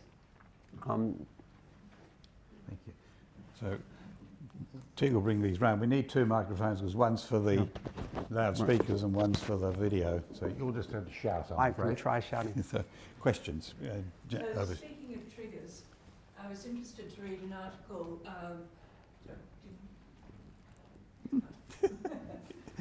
Got to find a way round. Sorry for the route march.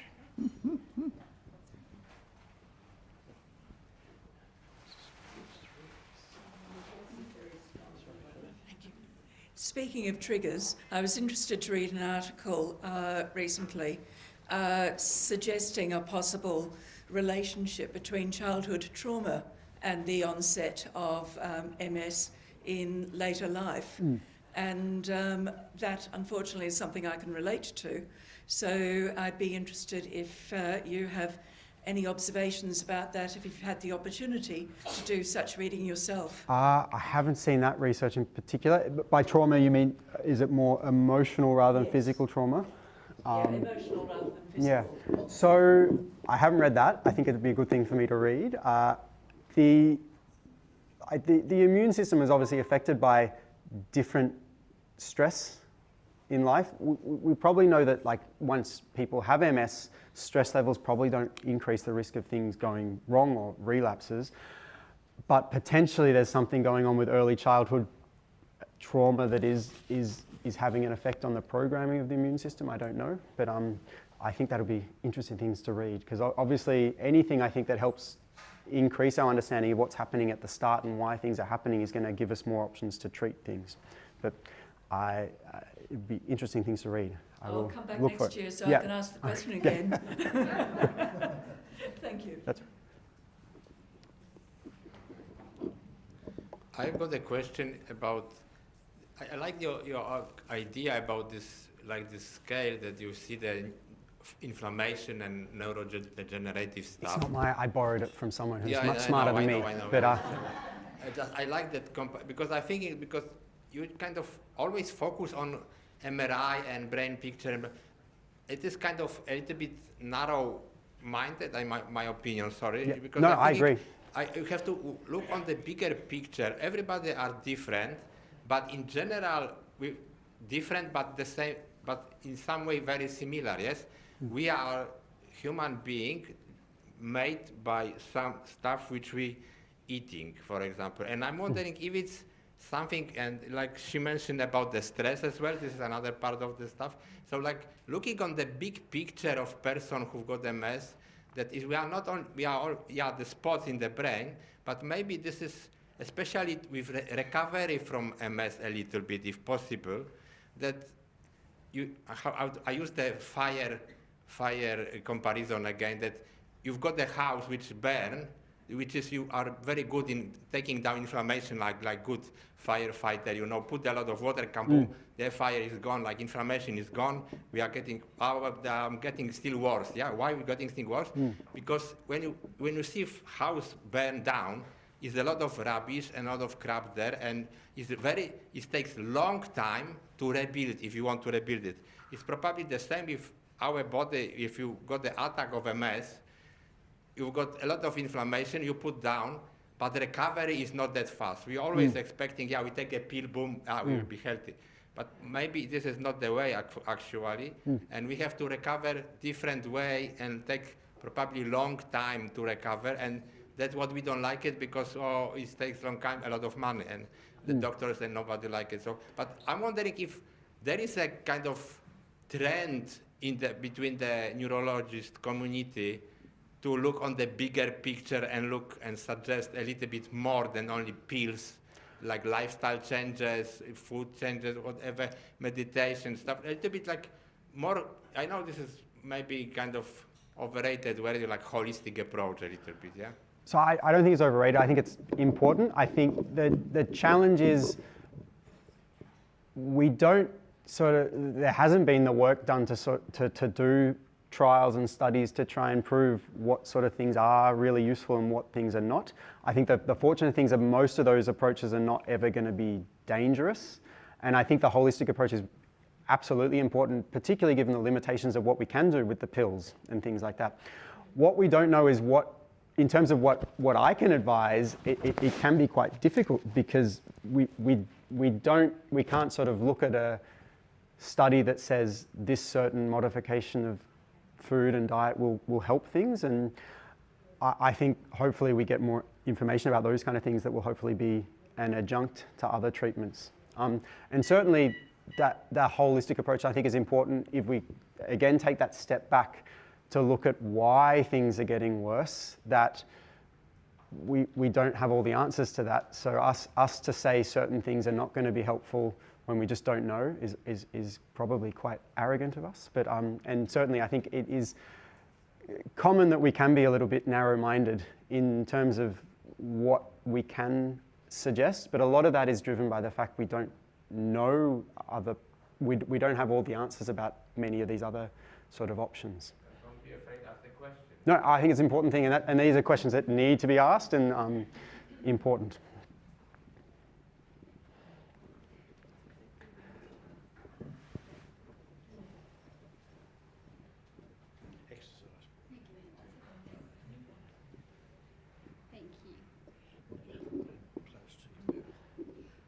Hi, thank you for speaking today. I've had MS for 25 years, and for 21 of those years I've been on Avonex and interferon, and recently the government decided in all their might to take it off the market, which I'm gutted about because it's done me well for so long. And in 2 weeks I'll be seeing my neurologist to discuss my alternatives. So I thought I'd ask you, being a neurologist yourself, I know you don't know me from a bar of soap, but I don't care. I do have rheumatoid arthritis, so I've been researching myself before I see him, and I've had a look, and Kesimpta has been brought to my attention under discussion with my rheumatologist as well, and he said to discuss that with my neurologist as well, and perhaps that might be an alternative. I'd like to know what your advice would be. As you're well aware of, like, some people have multiple different autoimmune problems. Correct. There's a medicine called rituximab, which is also a B-cell suppressive therapy. So Kesimpta, Ocrevus, and rituximab all basically stop how many of these B cells, which is part of the immune system, are floating around in your blood. Rituximab is a good and very effective treatment for rheumatoid arthritis. Often for rheumatoid arthritis, I think you have to go through a bunch of other treatments before and fail those before they use rituximab. And the doses are different, but it kind of makes sense as an option. So obviously, as I said, I don't know you, and I think it's important to speak to your neurologist, but it may be a sort of killing two birds with one stone kind of thing. And I would suggest,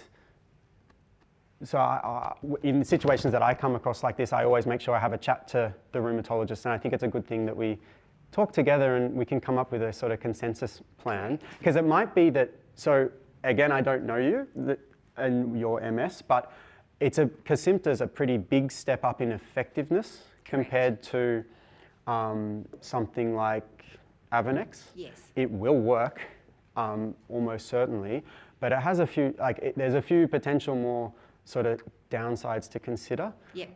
But if it means you can potentially be on less other treatments for the rheumatoid, it might be a relevant to get rid thing. of one drug, just basically have one and not two sort of thing. It's worth considering, but it's just make sure you're asking about all the potential up and downsides. Oh, you can guarantee that. I will. Yeah. Thank you.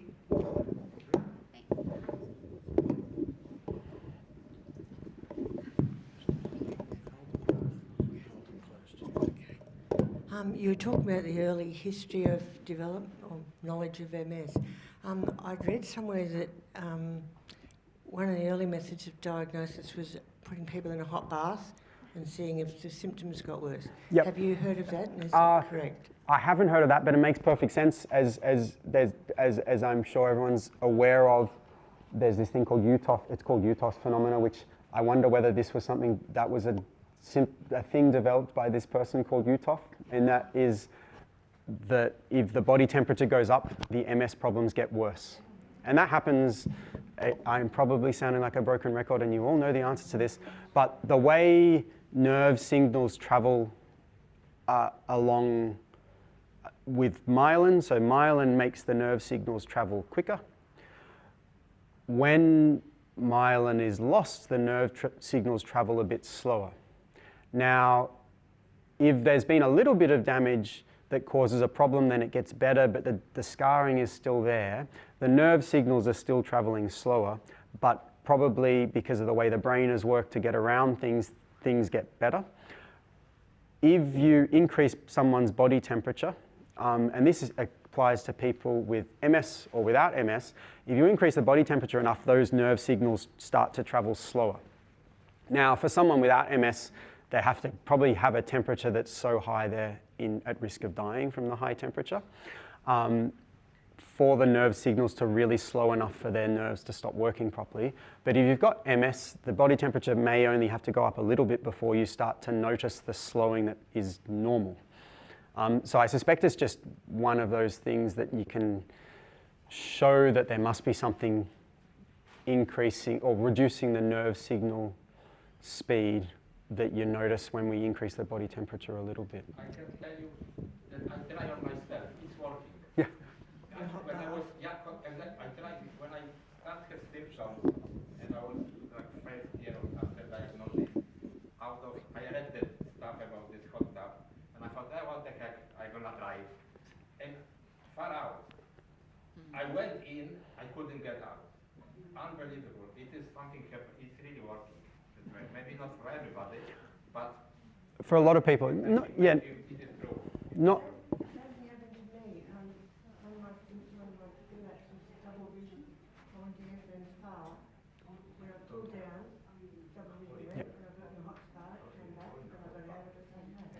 So the important thing to know about that as well is you're not doing yourself more damage. So it's not more nerve injury. It's not making any of the spots worse.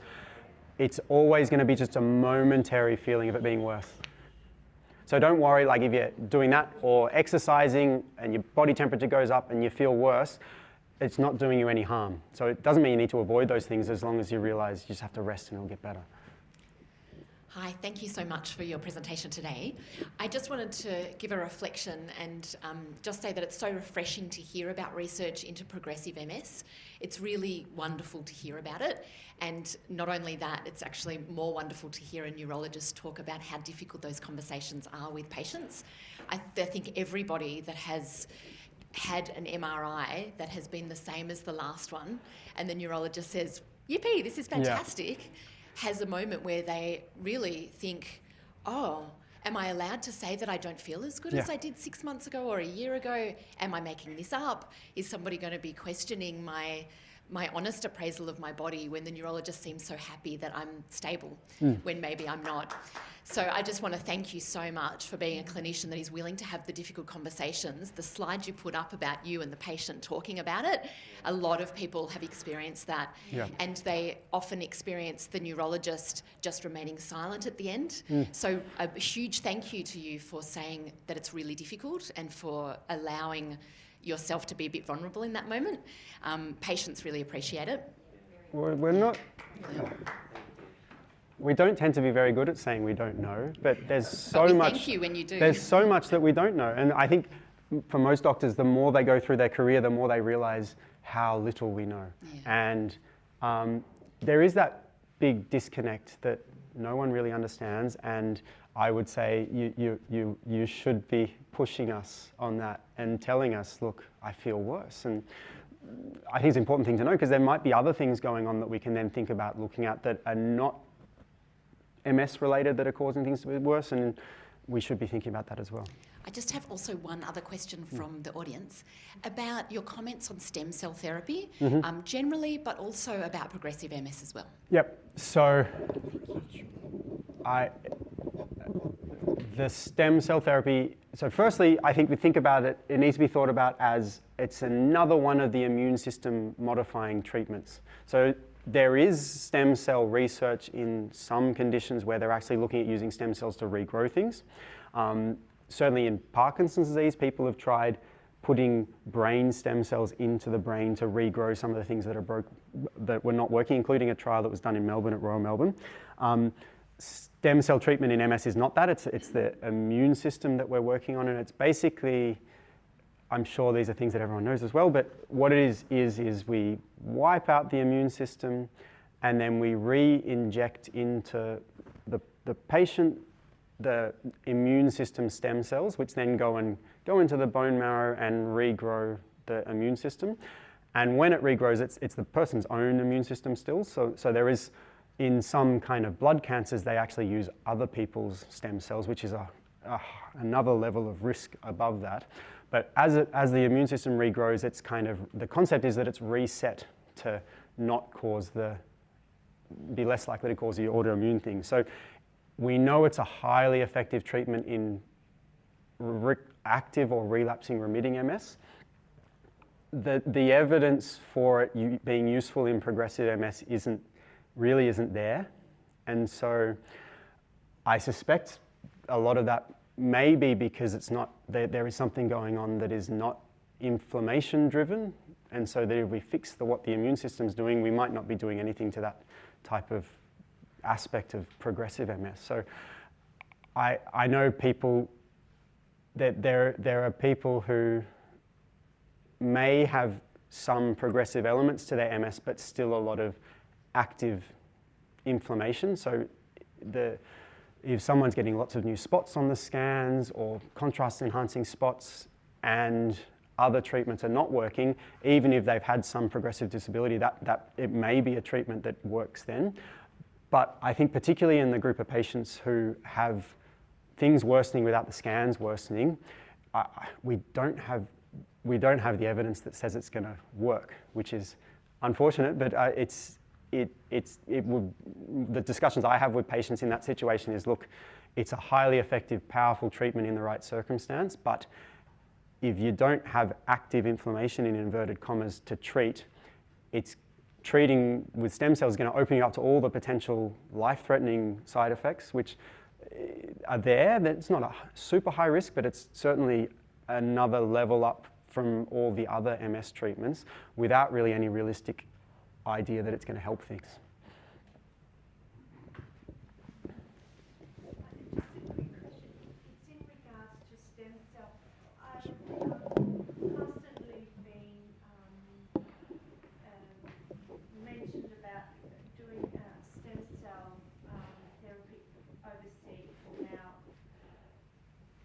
I just understand, look, I don't know about this treatment, but I know I have heard of a lot of people go overseas for this treatment. Yep. I just wondered, how safe is it? So firstly, stem cell treatment is something that is available in Melbourne. So that's right. So the difference is, like, there are pretty sort of strict rules that are designed to make it available to those people that we know it's going to work for. Not for secondary progressive? Yeah, so that's the challenge. So without the active inflammation on the scans, it's not things that we know it works for. And I think coming back, the evidence we have for it, it's not particularly, it's not great in secondary progressive MS. Now, then safety-wise, like, the two places people usually go are Mexico and Russia. Russia's presumably off the table at the moment. I'm just wondering, do they know what they're given? So we assume it's being given by doctors. We have to assume it's the right thing, and generally the chemotherapy drugs they're using to start with are similar ones that what you get everywhere. So it's all chemotherapy. So it's essentially the same kind of chemotherapy they use in blood cancers to wipe out the immune system.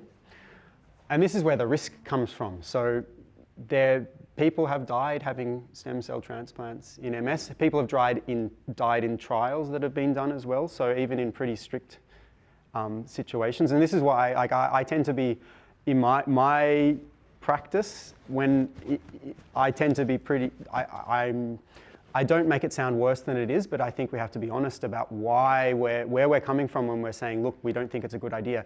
It effectively, in someone who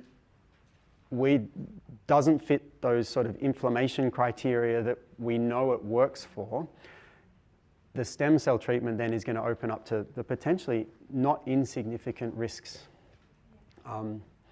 And so I would say, so my discussions in clinic around this, I tell people as much information as we know. Sometimes people decide to go and do it despite what we say, which... So you've had patients that have said, no, I'm going ahead with it? Yep. So we still very happy to keep seeing people when they come back is the number one thing. So it's never, it ultimately has to be the person, it's not my body, it's not my life, but I can give as much information as I can in terms of what I know and why I'm making my recommendation. But I would be very worried if people weren't continuing to see people when they came back just because they didn't do what they were told, which is unfair. The tricky thing, no. So I actually haven't had anyone with progressive MS go overseas. It was people who actually it was going to work for, but we had other options that were probably safer that we could use here, and they didn't fit the criteria to have it in Australia. So it's there's the two situations that could come up in terms of people wanting stem cell treatment is someone who has relapsing remitting MS, but for various reasons they don't want to have the medications we have available here. And that means you're not going to fit the criteria for how we can treat people with it in Melbourne, or it's people with progressive MS. So it's a slightly different conversation because it's probably going to work, but is the risk benefit the same? Does that make sense? Yes, thank you. But I would encourage you to speak to your neurologists, and if they dismiss it and are not talking enough, keep asking them and annoy them. It is incredibly frustrating that is such a dearth of data on progressive MS? Why? Why is it that there is not enough research being done in the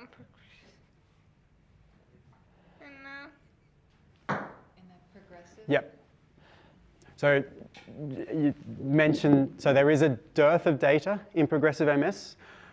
I think a lot of that is probably partially related to the fact that historically it's been easier to find medicines that can fix the inflammation immune system part of things. And if we look at MS, there was many decades of different people looking into MS treatments for relapsing remitting MS, and it was constant failures. And I've spoken to my, again, more senior colleagues who were around doing research in the 1980s and 1990s, and these are fairly prominent neurologists who would advise young neurologists at the time to never go into MS research because it's a dead end, nothing ever works, it's a career failure. And so this is 80s and 90s. And so there was a pretty, not nihilistic, but like an assumption that nothing's ever going to be found, nothing's ever going to be working. And this is when we had nothing to treat people with relapsing remitting MS.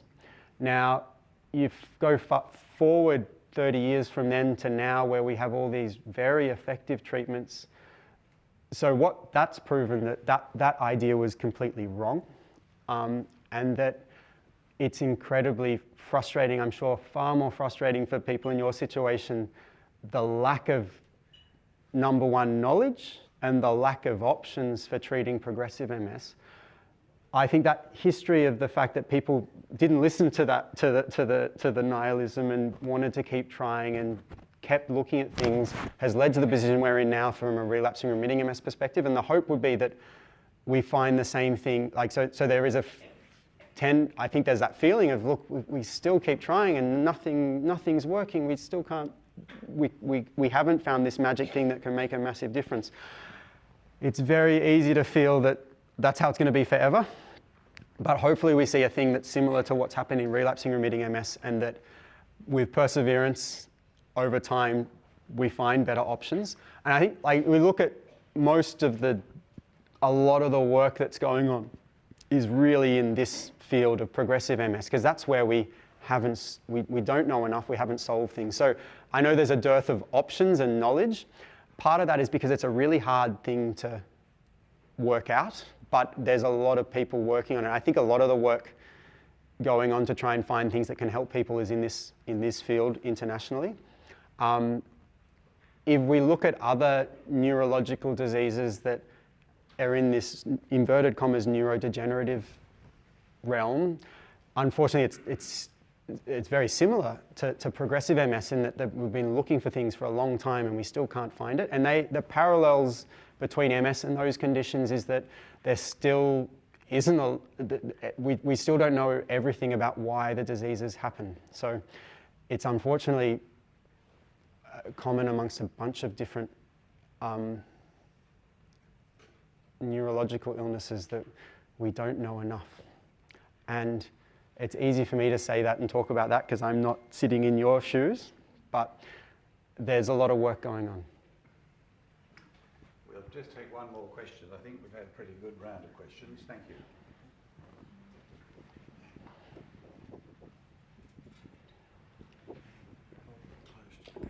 Thanks for your presentation. That was excellent. I just wanted to ask about the research around around when the scars or the myelin happens, and what sort of research is there now going on about the brain looking for other paths to use, and what can we do to sort of facilitate that, our brain making pathways? Yeah.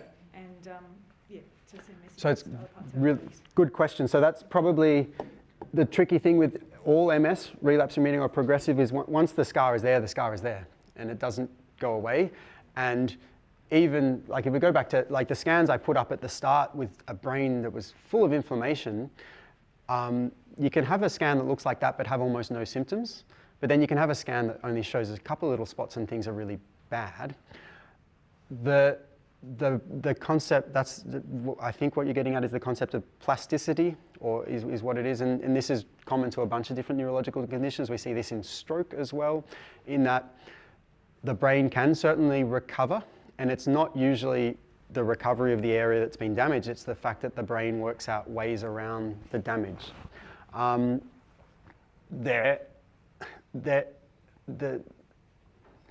There is always sort of research going on in terms of trying to work out the best ways to sort of maximize that recovery process.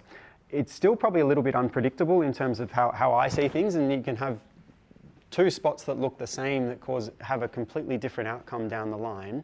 I think as things stand at the moment, the best option is to make sure you've got, hopefully getting good access to the physiotherapy and the recovery rehab process from that perspective after attacks. There unfortunately aren't sort of other options beyond making sure you've got good neurophysiotherapists to sort of guide that, or maximize the plasticity process of how the brain gets around the damage that's there. So it's certainly research going on in that realm. I don't know unfortunately all the little details about what potential options are coming, but I think what we know at the moment is it's very much working with a good neuro rehab physio. Thank you. Thank you very much, Matt. We've had a very good presentation and a lot of opportunity for questions, so I ask you to join with me to thank Matt for it.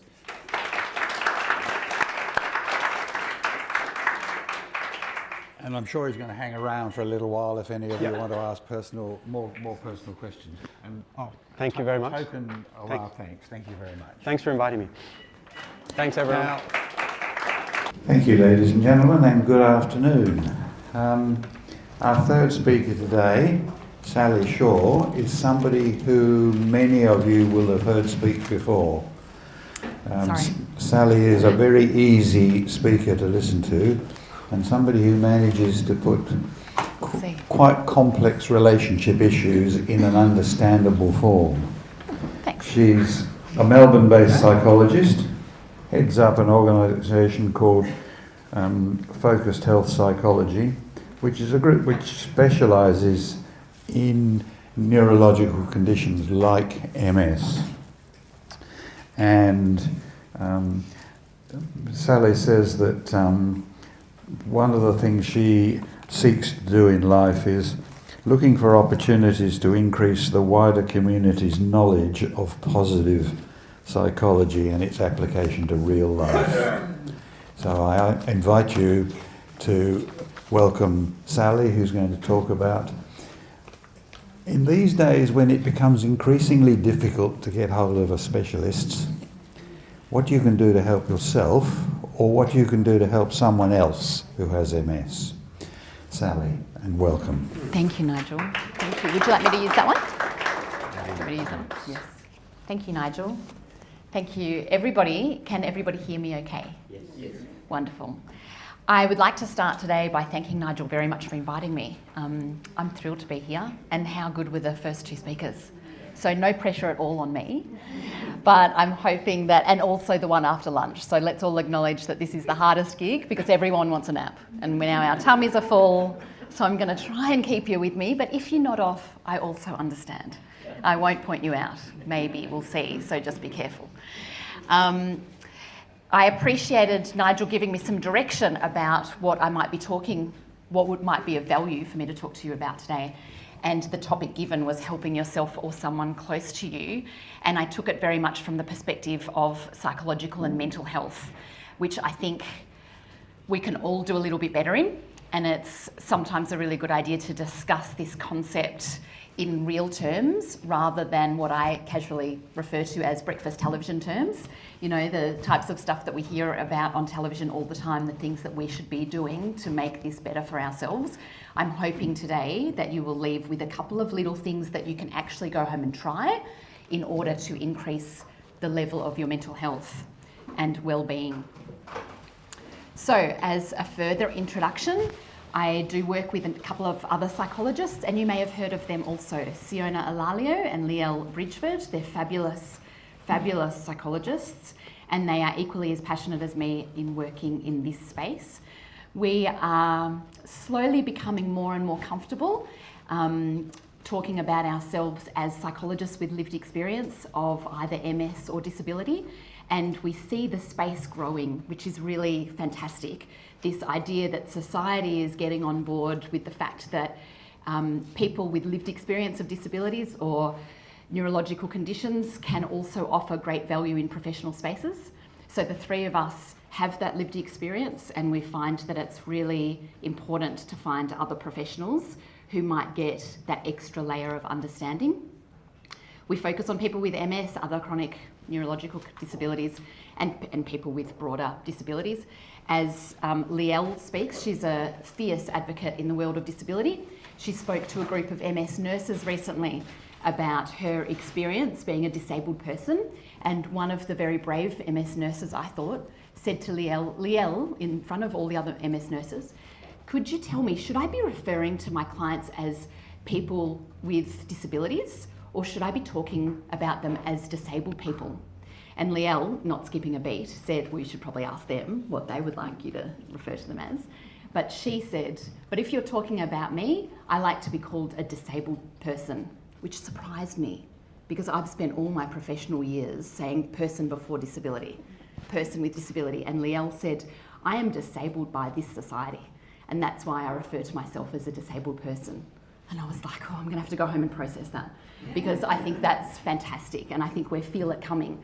Like, we are people, we are so much more than disability, but we are also, in some instances, people with disabilities. And why are we hiding it? Why are we trying to be something we're not when there is nothing wrong with this? So she is much younger than me, but also an inspiration, and she teaches me a lot. As psychologists, we do work from the positive psychology framework. Sounds a bit, but it's a really nice framework. It doesn't say just smile, you'll be fine.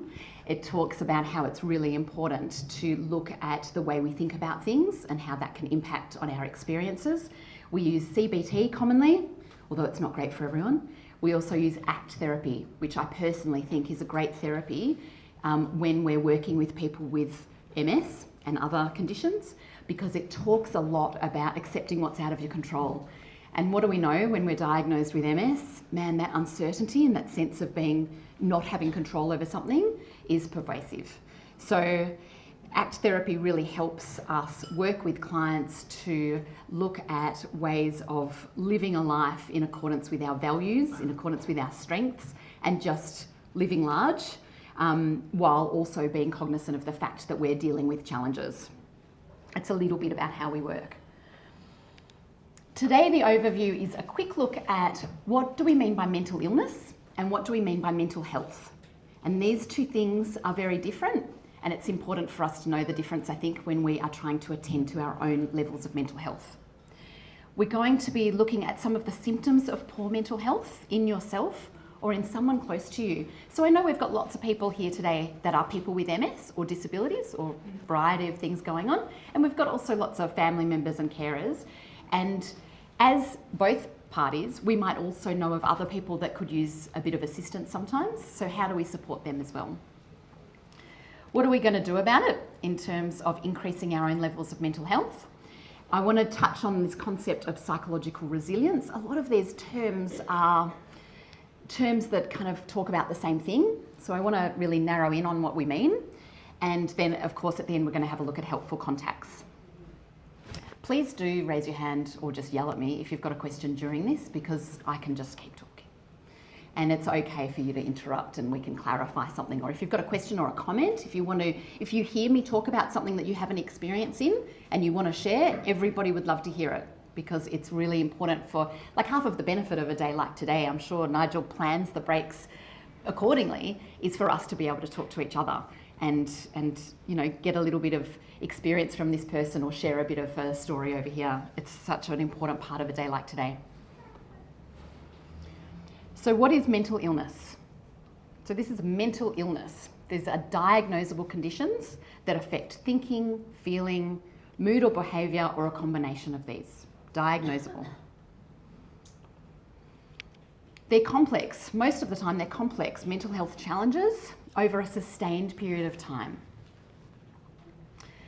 You might know a few of them. These are the most common, and they include major depressive disorder. We often call it clinical depression. It's the same thing. Generalised anxiety disorder, we call that anxiety.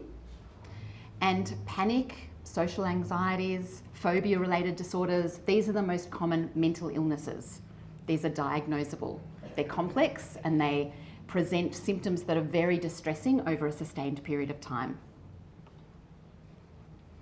When we look at the people with MS, we're about 3 times more common. It's 3 times more common for people with MS to experience depression and anxiety, and we know that 50%, it's higher than that, of people with MS will experience clinically diagnosable anxiety or depression at some point in their life. So it's a big deal, and we need to be informed about mental health and our role in maybe preventing mental illness, because we're at greater risk. Having a mental illness is not the same as having a bad day with symptoms of depression or worry, anxiety.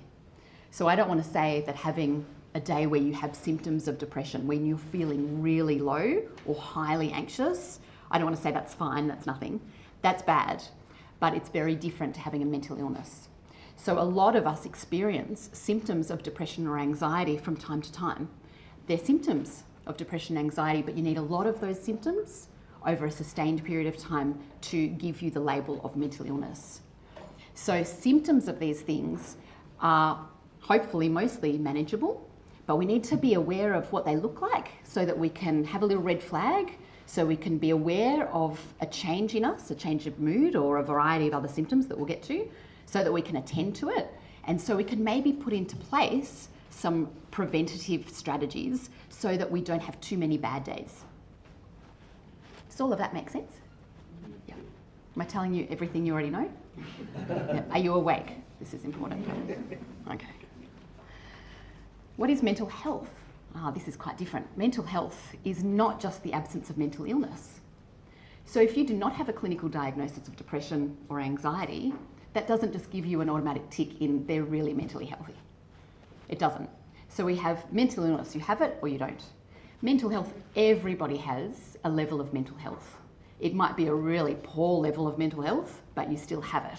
You have a measure of mental health. You might have an amazing, robust level of mental health, brilliant, but you're somewhere there on the continuum, regardless of whether you have a mental illness or not. So that sounds a bit weird, but you can have a mental illness and you still have a level of mental health. I just said that bit. What goes into making up our mental health? A few different measures of well-being: emotional, psychological, and social. And at this point, I expect everyone to start nodding off because they're terms that we like. We all know that these 3 terms, but what I'm hoping to do today is to break these terms down a little bit to get some action involved in each of these categories so that we can build our overall level of mental health. And physical well-being, let's not forget that one. So physical well-being, of course, goes into our measures of mental health. And that's a problem sometimes. If we're not in a great state of physical well-being, that will have a massive impact on our mental health. Of course it will. It's not the sole constituent, but it's a big impact. Mental health and your level of mental health is key to your positive relationships and your ability to function at a high level or any level. We all know this. This is not new, but it's important because when we realise what a dramatic impact it has on our positive relationships, I mean, for a lot of people, that's everything. If you have good relationships, you're doing all right. If your relationships are waning, if they're not great, you feel that. You know how much that has an impact on you. And the World Health Organization, I'm stepping back so I can read it because now I wear glasses, but I refuse to put them on. When I step back here, the World Health Organization nailed it, I thought, interestingly, in a paper on climate change. But they said a state of well-being, mental health is a state of well-being in which the individual realises his or her own abilities. So you know your skills, you know what you can do, you know what you're good at. They can cope with the normal stresses of life. That's a fair measure of well-being, mental health. They can work productively and fruitfully. Right. Picture those times, or maybe there are times in your life now or previously where you're working productively, you're achieving, you're producing things. It gives you a sense of well-being, and they're able to make a contribution to his or her community. When you contribute to your community, it does wonders for your mental health. So the World Health Organization has nailed it there. Great. Now we just need to break it down to know how can we actually use that to better develop our mental health. But before we do that, is your mental health stable? No. I don't know. I won't make you put your hand up, but if you feel like you've had stable mental health your entire life, I'd love you to come and share that little secret with me. We can bottle it, we'll make a fortune. But really, we've got to be honest and realise that mental health is not stable. And to be honest, I actually think that's by design. We're all human beings. We are designed to experience all the emotions. We are on a planet living a life with all the challenges. Nobody lives a life free of challenges that are not hurtful or saddening or difficult or grief-filled. So we're going to go through the roller coaster of emotions. We're designed to do that. That's normal. It's not comfortable, but it's normal. And we need to make sure that we can get through those hard times because they're coming. MS related or not, they are coming. So we need to, kind of arm ourselves. Many variables can contribute to our level of mental health, of course, and they change over time. So external ones, the ones that we can think about in the context of MS, you have a relapse, that's not on you, that happens. It's something that happens to you. Maybe you have a financial stress going on, maybe a housing stress or a relationship breakdown, or somebody you love isn't well. All of these things are out of your control and they will all impact on your mental health. They can have a lesser impact on your mental health if you have really done the work and you've got a few factors going on to keep you strong, but they might just bring you down because things happen and it's tough. There's also a lot of internal variables that contribute to your well-being as well. And so they include the way we think about the world. They include our personality. They include the behaviours we choose to engage in. Are we choosing those great, positive coping strategies? Or are we choosing the maladaptive ones, like I'll just have another glass of wine and I'll stop thinking about all that stress that's going on in my life? There are coping strategies available to us. That doesn't necessarily mean they're great. Which ones are we choosing? We need to remember that our mental health is a continuum. So it has a huge impact on our functioning, whether we have low levels of mental health or whether we have high levels of mental health, and we're always a bit fluid. Most of us are a little bit fluid between where we sit on that continuum.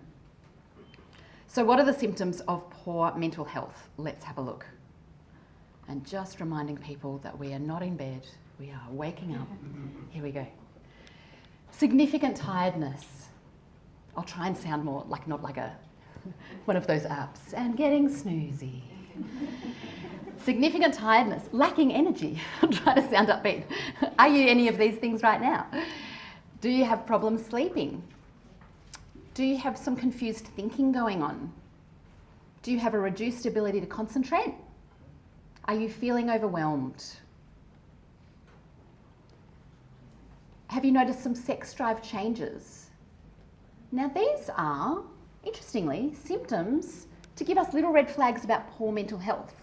Can anybody think what else symptoms they could be of? Yeah. Sorry, not about the other symptoms, but that symptoms actually. Because we've got MS, and MS causing all the symptoms. Correct, correct. You got it in one. Nothing with our mental health. Correct. Because that's a symptom of MS actually. Correct. And this is why I put them in column A. When your doctor says, I wonder if this person's depressed, you're having trouble sleeping, are you feeling a bit tired for no good reason? If you ever go to your GP and you fill in a mental health care plan, they would have asked you to fill in the K10. The K10 is a little form screening tool. Let's see if this person has some psychological distress. The first question, maybe the second question, do you ever feel tired for no good reason? And so anybody that has MS pauses and says, hang on a second, how do I answer this? I know the doctor's screening for depression, so do I answer it from a mood point of view or just the fact that I'm fatigued all the time? And there is a good reason, but there's no good reason. So here is that first column. These are red flags for your mood and your mental health. There we go, you've got MS. This is such a complex area. And it means that a lot of people with MS, it means that their symptoms of depression, anxiety, their mental health is not often really examined by the health professionals because the health professionals understandably say that's their MS symptoms. Or sometimes the reverse. If you're in the neurologist's office and you might have a little tear because you're facing a challenge and they go, oh, you're depressed, here's the number to the psychologist. And that's not a bad thing necessarily, but it's just really difficult. So let's have a look at the other symptoms that might tell us that your mental health is suffering a little.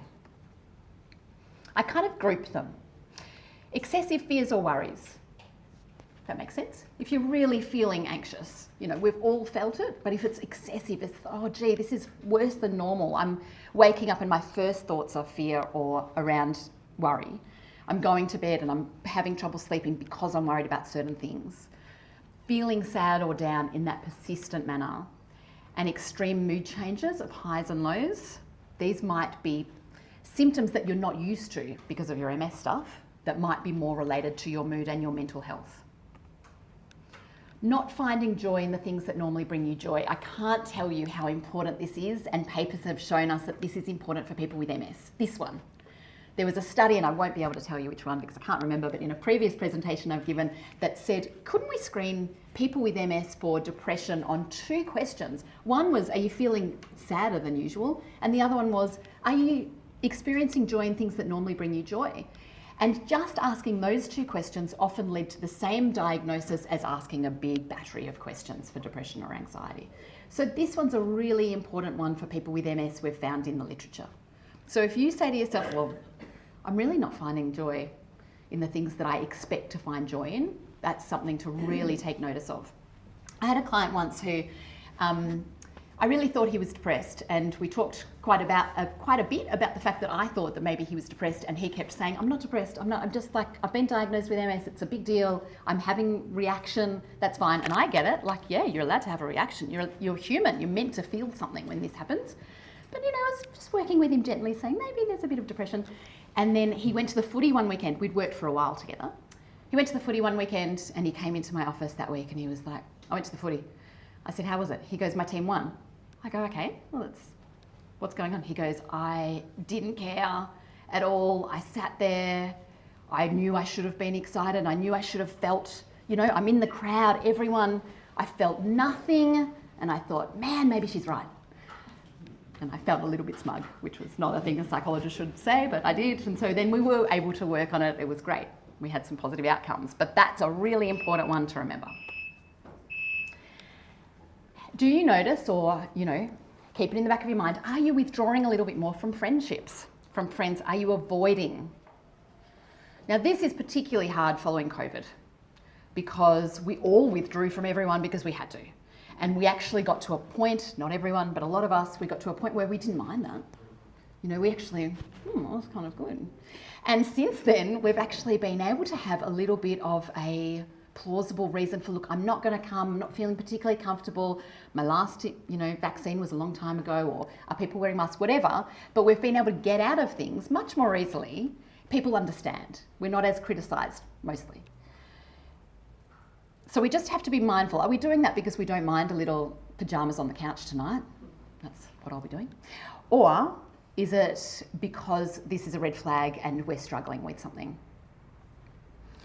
I recently went to a conference, same one, for MS nurses, and an MS nurse who's just retired, his name's John, some of you may know him, he used to work in regional area, gave a wonderful presentation on burnout in MS nurses. Wonderful presentation.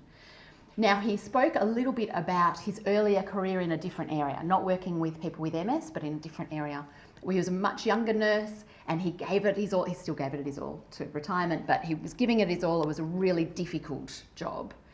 And he kept telling himself he was fine. I'm fine, I'm fine. I'm there for my patients. I'm fine, I'm fine. And he knew he wasn't fine, but he wasn't owning up to it. And he said that the moment he realised that he was not okay in terms of his mental health was when he was in his office doing the work he loved with the clients that he loved, and the phone rang and he could not pick it up. He said, I just couldn't. I couldn't. It was this classic avoidance. I couldn't pick it up. It was too much. I just couldn't do one more thing for one more person. And it was at that moment where he realised, oh gee, this is not how I want to be coping in my life. I'm not coping. What do I need to do? And he was able to find the support But I thought that was a really good example of being mindful and curious about your own experience. You know, when you notice something about yourself, like that moment when he just noticed he couldn't pick up the phone. It's important to notice those things and don't just skip over it, but just pause for a second and go, whoa, that's interesting. What does that tell me about myself? So Lisa, when you get help, when you, sometimes you'll be like that, you go to a doctor and all that, and you go and see someone and you say, I just don't know where I am. Yes. So how do you find an answer to that question? Yes, well, at the end of this presentation, no, I'm just joking. It's such a complex answer, right? So going to your doctor to find help, hopefully there will be avenues that your doctor can link you into more formalised support, like seeing a psychologist, but also other supports that we'll talk about, like peer support or contacting MS+, friends, family, someone to talk to. There are a whole lot of things that we can do in terms of formalised supports, but also things we can do for ourselves that I'll talk about. Well, see, I got into trouble with MS, not with the MS, but with COVID, with everything shutting down. And Kim got me into doing a phone support with the Geelong group, which sort of helped. But it does help. So you got totally isolated. And, and you say to people, I've got no one to talk to or that, and they just sort of look stupid at you and say, oh, that shouldn't be a problem. Yeah. I think you've highlighted a really good point though, because you found a little bit of benefit in a strategy that Kim suggested, which is a great strategy. Yeah. And the thing with mental health and protecting ourselves from mental illness and building our mental health is it's not one thing.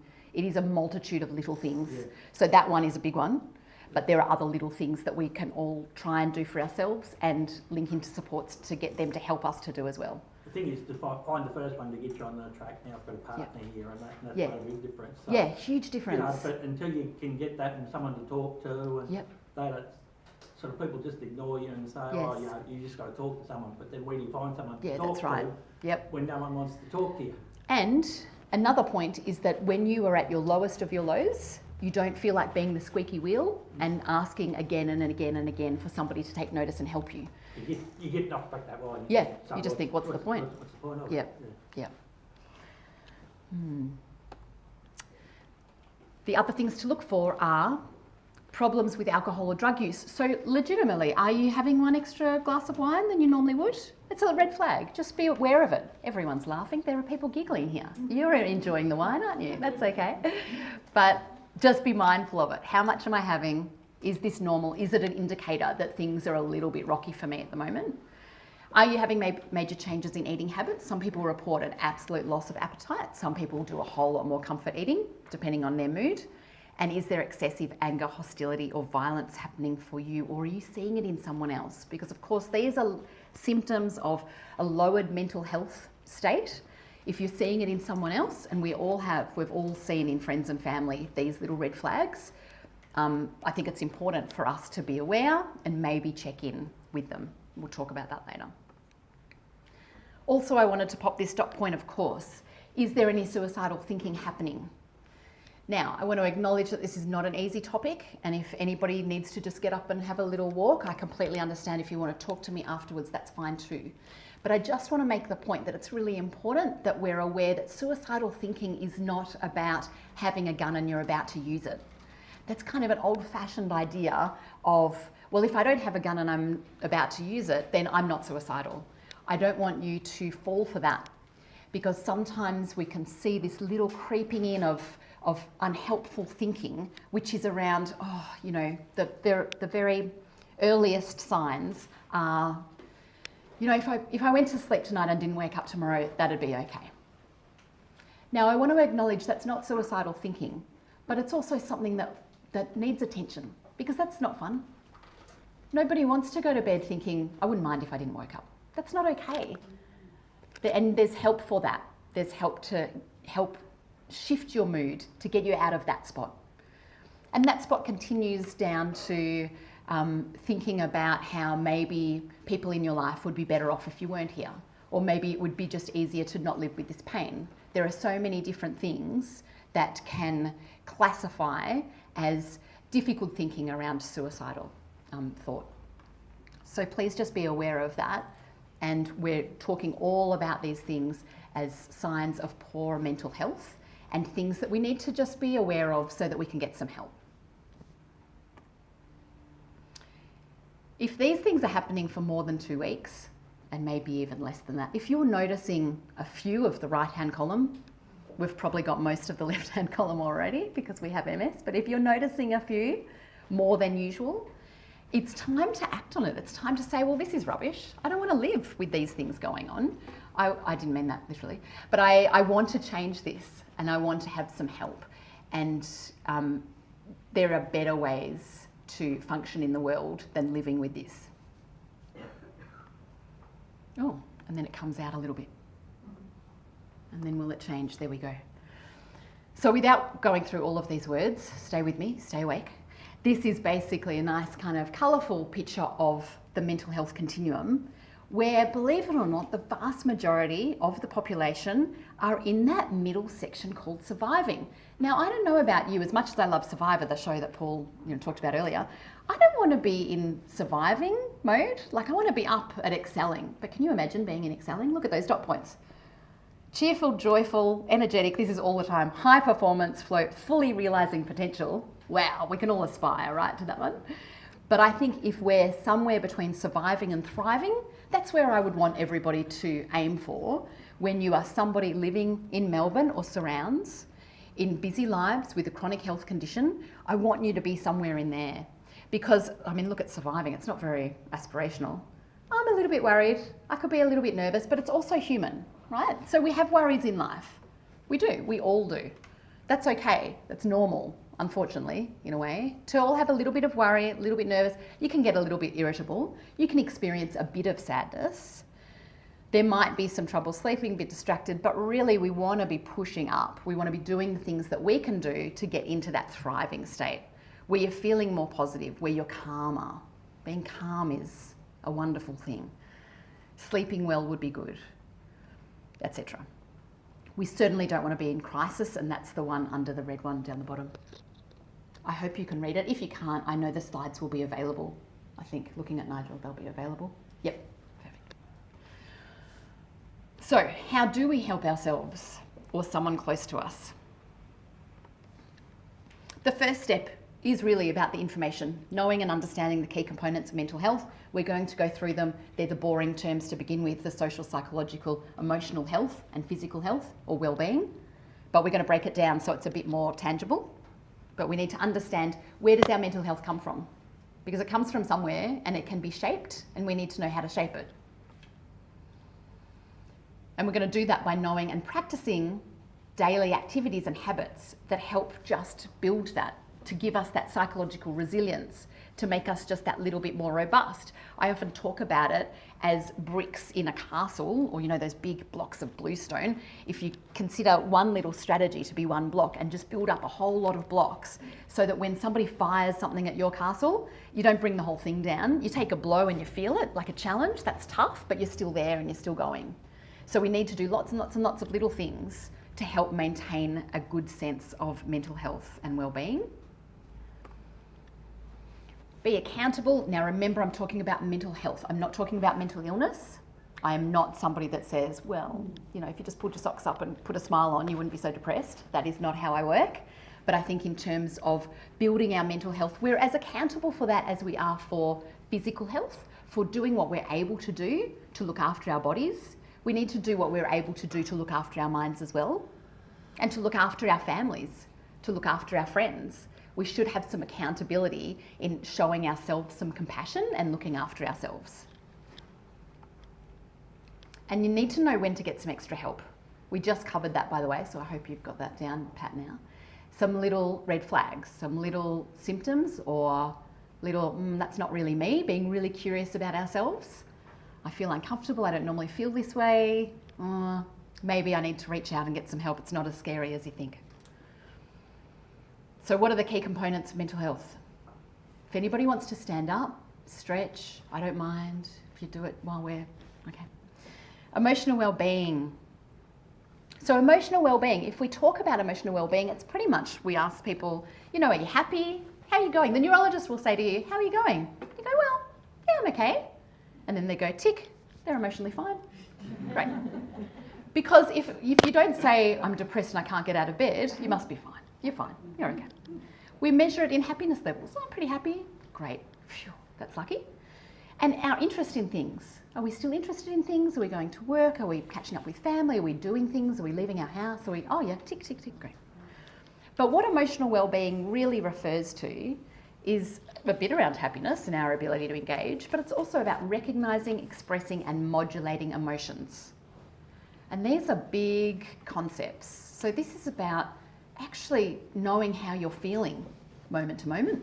How am I feeling about this? How am I responding to this situation?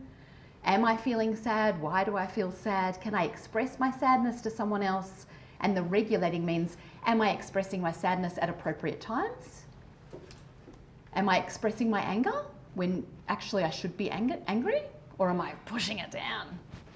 That's not emotionally healthy, but also not healthy to be screaming at anyone, mostly, sometimes. How can we improve it? Well, I'm putting the things that I want you to try at home in bold. So I'd love you to do this, but this is a bigger concept. This is a great thing to do with a psychologist or a counsellor. Be curious about your thoughts, emotions and behaviours and how they interact with each other. Look at your self-talk. One thing you could do is every morning, this is fascinating exercise, I think, but I'm a psychologist, so I understand. But if you wake up, when you wake up every morning, just have a quick check-in with yourself. What was the first thing I thought this morning? Because often I try to work on this stuff too. Often I will wake up and go, oh my gosh, I've got so much to do today. And that's okay, because I love everything that I do in life. I really do, I think I can say that. But boy, I pile it on sometimes and it's too much and I make myself feel overwhelmed and I wake up and think, oh my gosh, how am I going to do it? Why did I do this to myself? This kind of calendar of events. And so if I'm thinking that every day, that's something to be curious about. I wonder if I've got any control over doing anything about that. And most of us have little bits of control over some things that might make an impact. Not everything, but little things.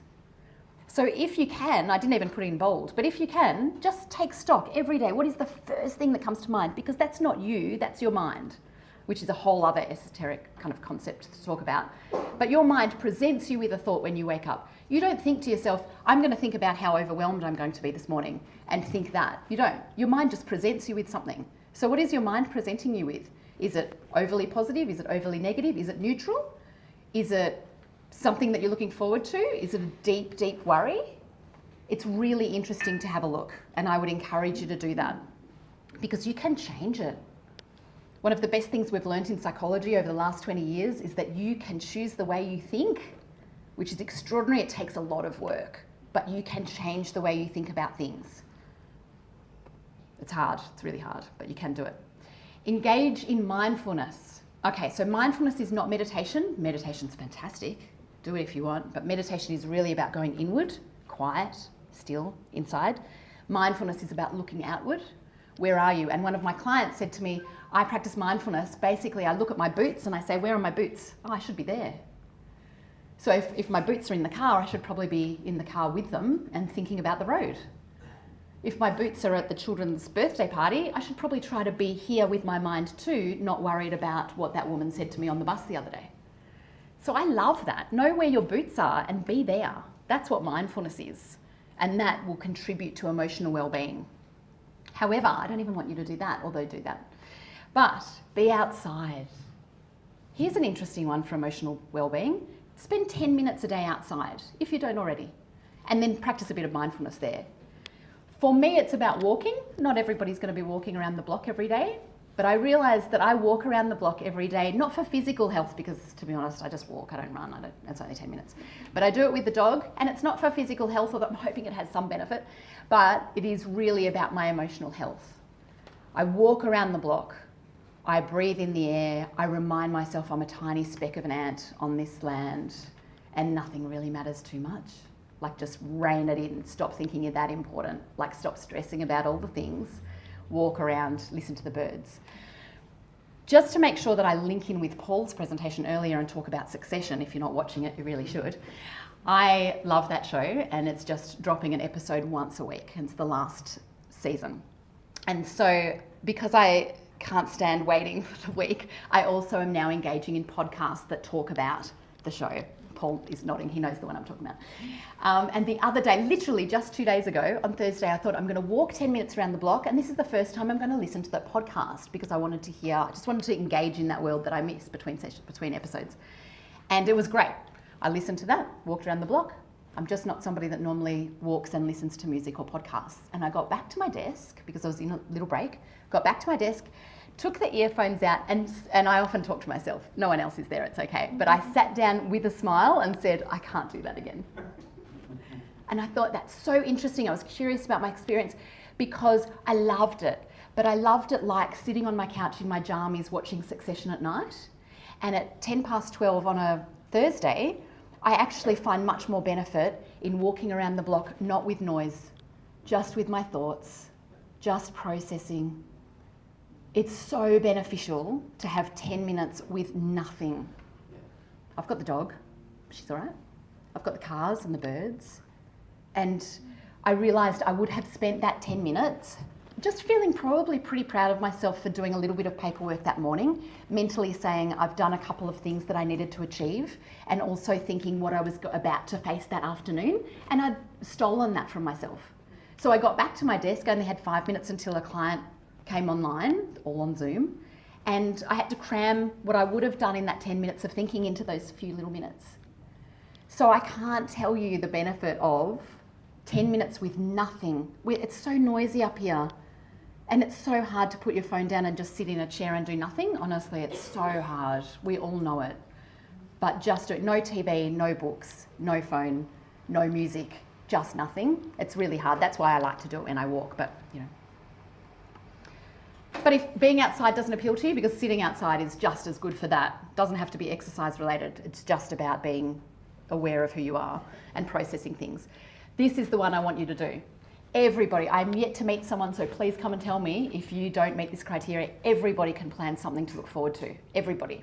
And I've worked with people in dire situations, and they have shocked me at what they have come up with in terms of what they're looking forward to. Everybody can. And everybody should. And we should all get a calendar on your phone, on the kitchen wall, whatever you want, and say, right, what am I doing this month that I am looking forward to, genuinely looking forward to? You don't have to include family barbecues if you do not like them. So just don't pretend with me. What am I genuinely looking forward to? Succession is an easy thing to write on the calendar, but if you're not into Succession, I'm sorry, I won't talk about it anymore. But if you're not into that, you're probably looking at something else on Netflix that you're looking forward to, or a new book, or going to the movies with a friend, or a conversation with a friend, a nice cup of coffee. Pick anything. I've recently discovered, not that recently, that I love singing really loudly in the car. Now, it's just silly, and I do not sound like Adele. I've used that joke before, but I don't. But I enjoy that. Now my children are 14 and 12, and they will not have it. But when they were younger, I used to get away with it, and that makes me laugh and smile.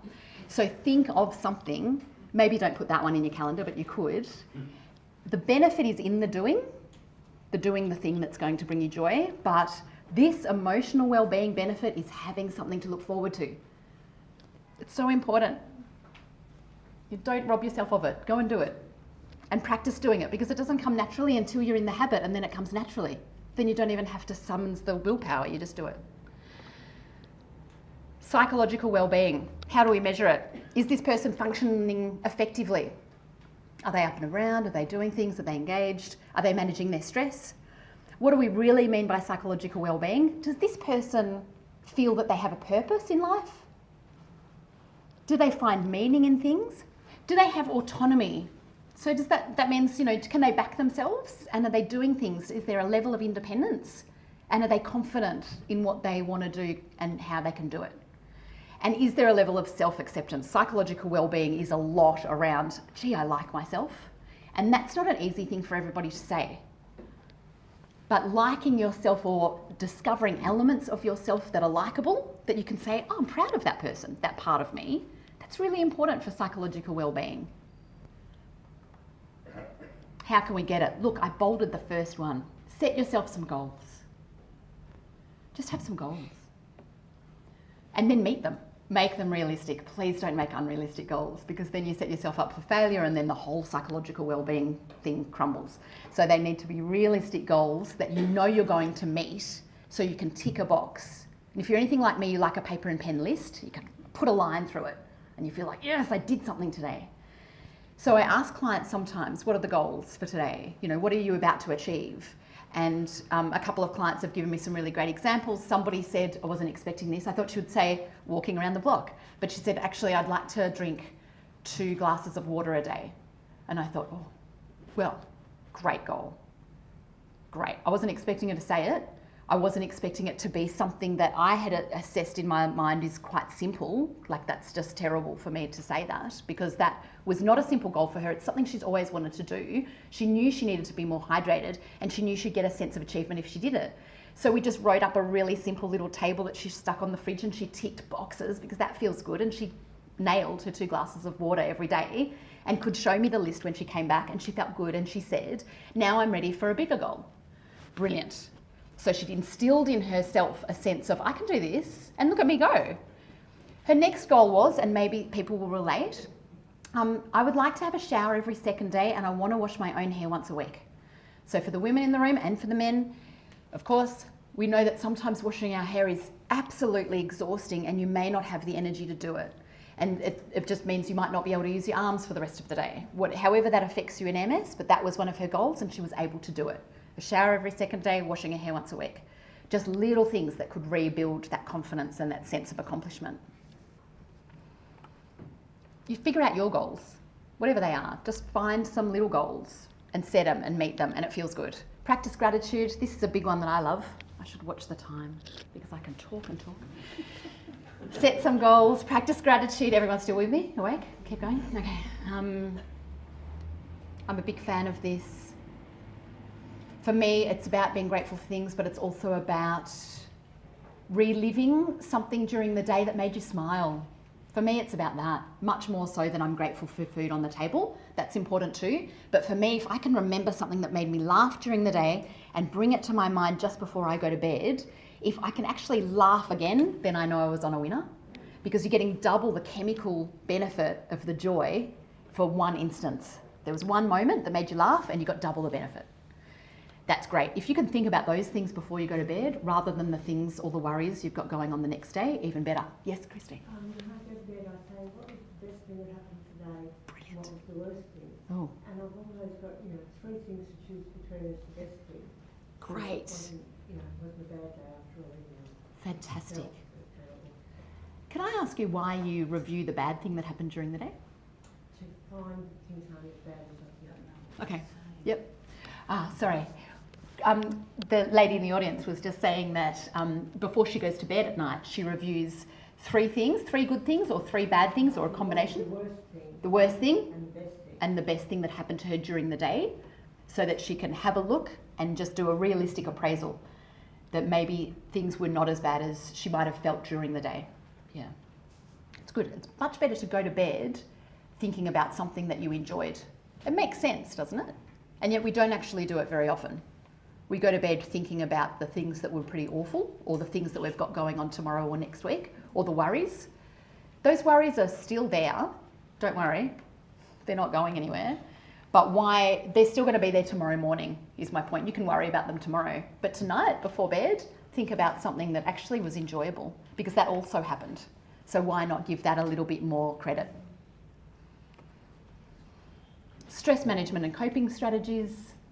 These are all like blah, blah, blah, blah, blah as well, aren't they? Because we should all do stress management. What does that mean? Coping strategies, what does that mean? These are good things to discuss with other people, therapists, counsellors. Psychological well-being, it comes down to that identity. Who am I? What's my identity? Where do I find my meaning? What is my purpose? Everybody needs a purpose. Everybody needs a purpose. Somebody famous, I was Googling it all night last night. Was it Winston Churchill? Was it Einstein? I couldn't find it. Somebody good said, the only things we need in life are a job and someone to love. And I agree, except I kind of changed a little bit. I think we all need something to do. You need something that brings you purpose and meaning, and you need a human connection. I think you need both of those things in order to maintain a good level of quality of life. It's really important to do something that you enjoy doing, that you feel benefit from. Paul said he never aims to retire. It's the best thing. It's the best thing. You just want to continue to do things that bring you meaning and purpose. Doesn't have to be paid. VIA strengths. I wrote that in bold. If you haven't come across it, Google it. It's just Google VIA strengths and it'll come up. It's a really well-used, well-respected, I'm going to guess maybe 90 question, maybe 100 question questionnaire that will tell you what your core strengths are. I can't remember all the stats. Maybe there are 30 strengths. You'll get your top 6 strengths emailed back to you. It's free. They'll give you payment options to have bigger, better reports. You don't need to do them. Just get the free version. It'll tell you what your biggest strengths are. Can be a game changer. Have a look at it and do things in accordance with those strengths because you're already good at that stuff. And if you engage in activities relating to those strengths, you'll do well in those activities. It'll make you feel good. You want to do more of it. So it helps build that cycle. I encourage you to do that one. All right, social well-being. How do we measure it? Do you have good relationships with people? Like that's a pretty good measure of social well-being. How's this person going socially? But really what it means is that you have a sense of belonging, that you have your people, that you have a sense of community, that you are valued, but the most important part of social well-being is that you feel like you're contributing, that you bring value to others. This is a really important part of mental health. What do you offer other people? Because if you feel like you're not offering people anything, your mental health is at risk. How can you offer somebody else something of value? Go and find someone and give them something of yours that's valuable. I'm not talking about dollars, but maybe it's time, maybe it's listening, maybe it's a smile, it's something. This can extend from going and volunteering at a soup kitchen to just being the person that always waves at the neighbour, particularly when you know that the neighbour might be a bit isolated, maybe doesn't get a lot of visitors. Do something for somebody else. How can we improve social wellbeing? Effective communication is key in this, particularly if we zoom back to family, friends, the relationships that we have with the people in our lives. Learning good communication skills with them is super important for our social wellbeing. I've just said that one, give to others.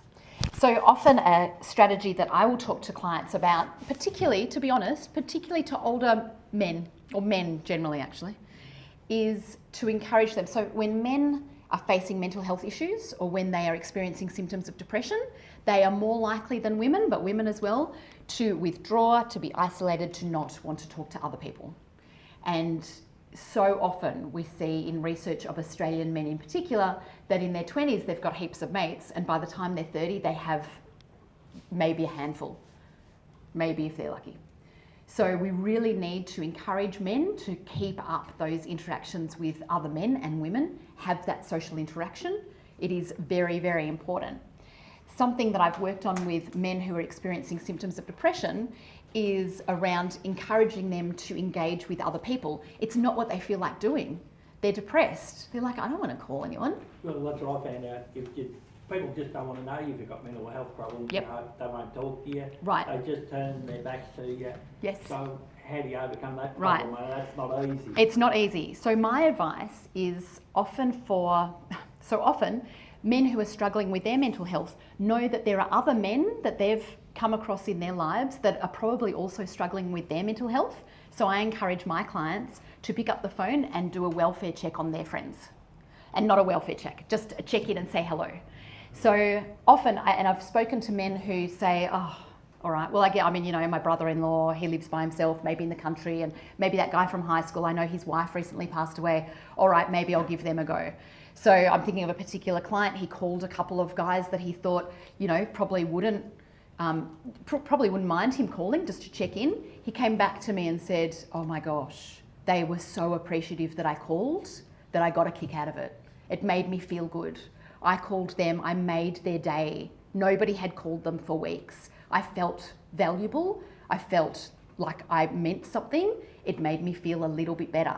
Now it's a little bit of a just in that moment, but then of course you know what I'm going to come back with, Ken. I'm going to say, well, can we put that in your diary to call them once a month? Why not? I do that with someone now. Perfect. Because we were in a similar situation. Yes. You get depressed and I was depressed. Yep. Actually, I took him to a clearance sale, and he said that was a big turning point. He said, I got to talk to some people I hadn't seen for years. Yes. And he said, unless you've been in that sort of a hellhole. Yes. Because he found the same thing. He tried to talk to people, and they wouldn't talk to him. Yes. And sort of it just, I took him to this clearance sale, and he said that was the changing point. And then I got bad depression after that. Yeah. And sort of he talked to me, and he's tried to figure a way out, but Yes. circumstances changed, and I'm right. I like the point that you're making, Ken, that I think it's really important if you can link in with somebody else that you think might be struggling as well, that can have tremendous benefits for both parties. And remembering here that we're talking about increasing mental health, levels of mental health. It is a different situation, but still important when we're talking about clinical depression. But connections with community and other people is super important. So I really want to recommend that as the bold one here, that reaching out to somebody else who's struggling, it helps us as well. And we might be struggling too. It will help both parties. You've got to have a big breath to do it, but it's really beneficial. And if you're not really suffering, if you might be feeling a little bit fragile in your mental health, but not at the depths of the depths, then why not start doing this now? Because you will feel good about yourself if you've made somebody else's day, and they will feel better. So it's win-win-win, and you're getting it into your habit, getting into your routine, and building your resilience for when challenges come along later. Oh, and then I said, find your people, which is what Ken's talking about. It's hard. Find your people now. If you're not in a state of mental illness, but you are somewhere on the continuum of mental health, find your people now. And that can be anyone. They can be these people. Finding like-minded people that share a similarity like having MS, they're good people to have as your people. But there's also so many groups out there that you can join, that you can develop relationships with, because we know that people who have lots of connections with community are going to do better in the mental health stakes. We know it. So get on it. My dad, who is 79, yes, I should know that, 79 this year, and his wife, who is similar, have just joined a bridge group. I never thought that he would play bridge. And he's like, why not? Meet new people, have something to do, off I go. He just honestly encapsulates a lot of this, which is just being very proactive in making sure he is busy with purpose and meaning and connections. He doesn't know I use him as an example sometimes. Physical well-being. How do we measure physical well-being? Of course, muscle strength, aerobic fitness, body mass index, my least favourite. And we measure it very, black and white. It's difficult for people with MS when we're looking at physical well-being because we have so much that can affect our ability to increase our level of physical well-being. But we need to remember that mental and physical fitness are intertwined, and they are both impacted by these three horrible things: sleep, diet, and exercise. When our wonderful neurologist before was talking about what could we maybe do for our brains to limit the neurodegeneration and inflammation, I thought, I wonder whether we'll get a chance to touch on brain health, which of course is kind of a new buzzword in MS at the moment, but brain health is important. We've got to look after our brains to the best of our ability. Sleep, sleep. If you can get it, sorry Paul, he mentioned having bad sleep earlier. Sleep is a big deal. If you can do something to improve your sleep quality, please try it. Diet, of course, is important because it's the fuel we're putting into our body. It's the fuel that's, informing our brains. And of course, exercise is important in any form you can get. The thing in bold from physical well-being, I didn't want to say, make sure you have half an hour of exercise. No, go to bed. Go to bed at the same time every day and get up at the same time every day. That's what the researchers tell us, time and time again. If you want to live your best life and you can get to bed not long after the sun goes down, if you can get up at the same time as the sun, that's a bit early, then that's the best thing to do for your body. Rise when the sun gets up. 5. Are you up at 5, Nigel? Oh. No, I thought you were telling me that. No. We'll pretend Nigel gets up at 5. He's very good about this issue. Yes. You're up at 5. Every day. Is that because you can't sleep or because you want to get up at 5? What do you do at 5 o'clock? I go to the toilet, go back to bed. Oh. We'll do that. There was a glimmer of hope. I thought you were going to say, I get up, I go for a walk, I look at the sunrise. I thought, this is the guy I planted him earlier. Yeah, well, I think many people could probably relate. Well, you get up at some time, like I get up at 4 and go to the toilet, yeah. And at 2 and at 3. Yeah. 5, yeah. So that's a great small thing that we can do. It's actually not that small, is it? Let's be honest. Going to bed at the same time every day and getting up at the same time every morning is actually really difficult. Most of us, fall into the idea that we need to sleep in on weekends. And why wouldn't you want to? If you've had a busy week, then sure. But if you want to make a little difference and see what happens, you could try this one. I love the approach. Sometimes when I work with clients and when I try to convince myself to do good things, of saying, hey, I'm going to be a scientist and I'm going to run an experiment for 1 month. And maybe I'll try a gratitude journal for a month and see if it makes a difference. Maybe I'll try getting up and going to bed at the same time for a month and see if it makes a difference. Like, this is your life. Why wouldn't you play around with it and see what works best for you? I've never said anything like this before, but a week ago I decided to stop drinking coffee. I thought, I'll just give it, I know, gasps. I've always been a really headachy person. I've always had headaches. And then I started one of the MS disease modifying therapies many years ago and got really bad headaches and said to the MS nurse, I'm getting really bad headaches. Is that because of this drug? And she said, oh, you'd only get that if you had lots of headaches before the drug. And I said, I did have lots of headaches before the drug. She goes, oh, that's from that then. Oh, nobody told me about that. And so I've had all these terrible drugs, all these terrible headaches. And then somebody finally convinced me, and I've been to headache clinics, and they said, oh, I only had 1 coffee a day. They said, oh, don't, like, 1 coffee's fine, don't worry about it. And then somebody said to me, just try not having coffee. And I was like, oh, I had your reaction. But then I thought, why not? Why not try it? And then if it doesn't work, I'll go back to it. And so I haven't had coffee now for probably 8 days, and I've only had 2 headaches. Normally I have them daily.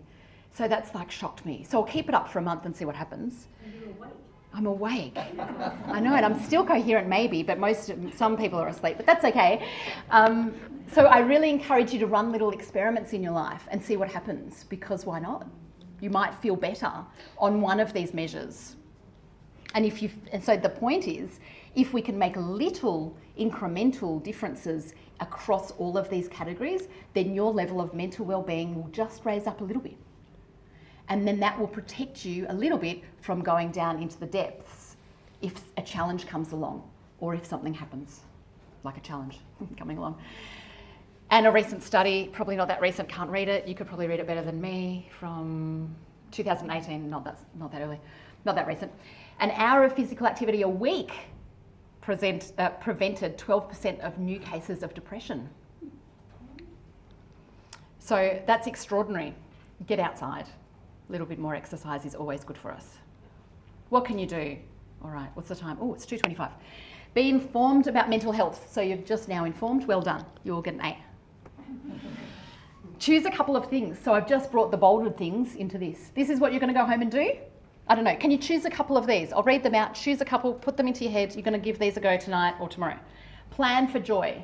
Literally put it in your diary. Don't just say, yeah, I should do more joyful things. That's not it. That's morning television. That's listening to morning television and saying, yeah, I should do more things that are enjoyable. No. I'm the psychologist. Go home and do your homework. Put some things in your calendar that you can then look forward to. They're going to set you up for positive mood experiences, but it's about looking forward them. Do things that interest you. Paul, he said, it's the passion about writing. When he's writing, he's in the best place he can be. So find the things that interest you and do them. Find them. Try lots of different things. Some things you won't enjoy. Some things you'll love. Do more of it. Set some goals. Please go set some goals. It doesn't have to be stopping coffee. It could be drinking water, showering, could be, Reach out to someone who's lonely or struggling. Give it a go. There are lots of people to choose from. You all know a few of them. And if you are one of them, then I'm even more excited for you if you do this homework, because it could make a difference to you, which is amazing. And go to bed and get up at the same time each day. That's quite hard. I'm not very good at that one, so I can't pretend that I am. I go to bed late and I shouldn't.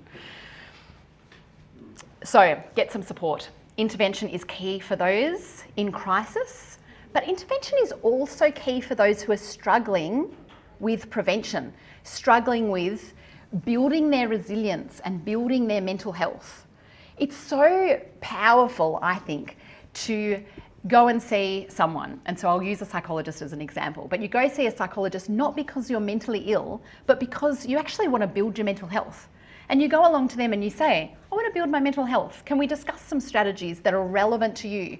Don't let them be relevant to the psychologist because they've got their own, oh, they're not drinking coffee, whatever. If you don't want to not drink coffee, don't listen to them. Do what's important to you. But they should be able to help you find out what those important things are for you and discuss it with them. Have some accountability there because they'll help you stay on track. And, you know, run experiments and see if you feel any better after a couple of sessions with the psychologist. And then if you don't, you say goodbye. You don't have to stay with them forever. You know, and there's arguments to say you shouldn't. What can you do? Talk to your family and friends. Let them know you're struggling. Now, I know this is easy for me to say, but often it's just on deaf ears. Or, as Ken said, you tell someone you're struggling and they're like, oh, okay, well, good to see you again. See you later. They don't really want to hang out with you because if you're really suffering, you are not good company. Something more on that. One person came in and I was in bed and I was really depressed and all that. And all I got is you should get out of bed and blah, blah, blah, blah. Whole mouthful. And about 3 months later, he tells me he's been struggling with depression. He knows what I went through. He wished he hadn't said all the things he said to me. And that, he totally depressed me, made me feel 10 times worse than I was. If you hadn't come in, so this is it. It's to find the people to talk to is one of the hardest. Yes. That's the hardest part of any of this, even going to see doctors, any professionals and that. So it's like getting a partner. People said, but you're totally changed. And I said, yeah, but I've got someone I'll talk to every time. Makes a massive difference. Makes a massive difference. Yes. And they said, some people said, what happened to you? You've just gone like that. You like it, yeah. So I've heard you speak. This is the third time I've heard you speak, and yeah. next time I've picked up something from you. Oh, good. Oh, that's very nice of you. Thank you. Okay. In the mail. Thank you. Well, look, to your point, Ken, if you're approaching somebody else who is not having a great time and you want to check in with them, don't try to fix it. You know, Ken's saying that one of his friends was saying, get out of bed, just do it, just get over it, what's the problem? The thing we can do for others and the things we want if we're going to reach out and tell somebody we're struggling, we want somebody to be able to listen, we want somebody to validate, we want somebody to say, that sounds hard. You know, you can't imagine how, maybe you can, how wonderful it is to just have someone say, oh, that sucks. I'm really sorry that you're going through it. Yeah. I'd actually add to that first line. Yes. Talk to your family and friends or anybody else. Anybody else. It doesn't have to be family and friends because that can be really hard. Admitting that you're struggling. Yes. You know, admitting to family or friends that you are struggling. Yes. Sometimes a stranger can end up being, you know, your best friend in that situation. Yep, absolutely. Or, you know, join a support group or, you know, something like that. Yep. Or somebody who's just an acquaintance rather than a relative. Yes, I agree, and that's a great point to make. Because sometimes family and friends don't understand. No, and sometimes it can come back and bite you in ways that you don't want down the track. I guess what I would love is for people to be able to be genuine with people that they're surrounded by about how they're going, because it will make things easier if that's a receptive audience. So, hey, you're right, talk to anybody about it.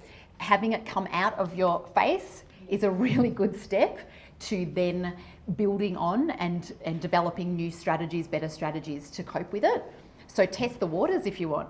But telling people who are very significant in your life can be a game changer if they are open to hearing it and supporting you in the right way. Check in with people, you know, like you're calling the guy who lives in the country and you want to check in with him because he's had a recent change of circumstance, you know he might be doing it tough.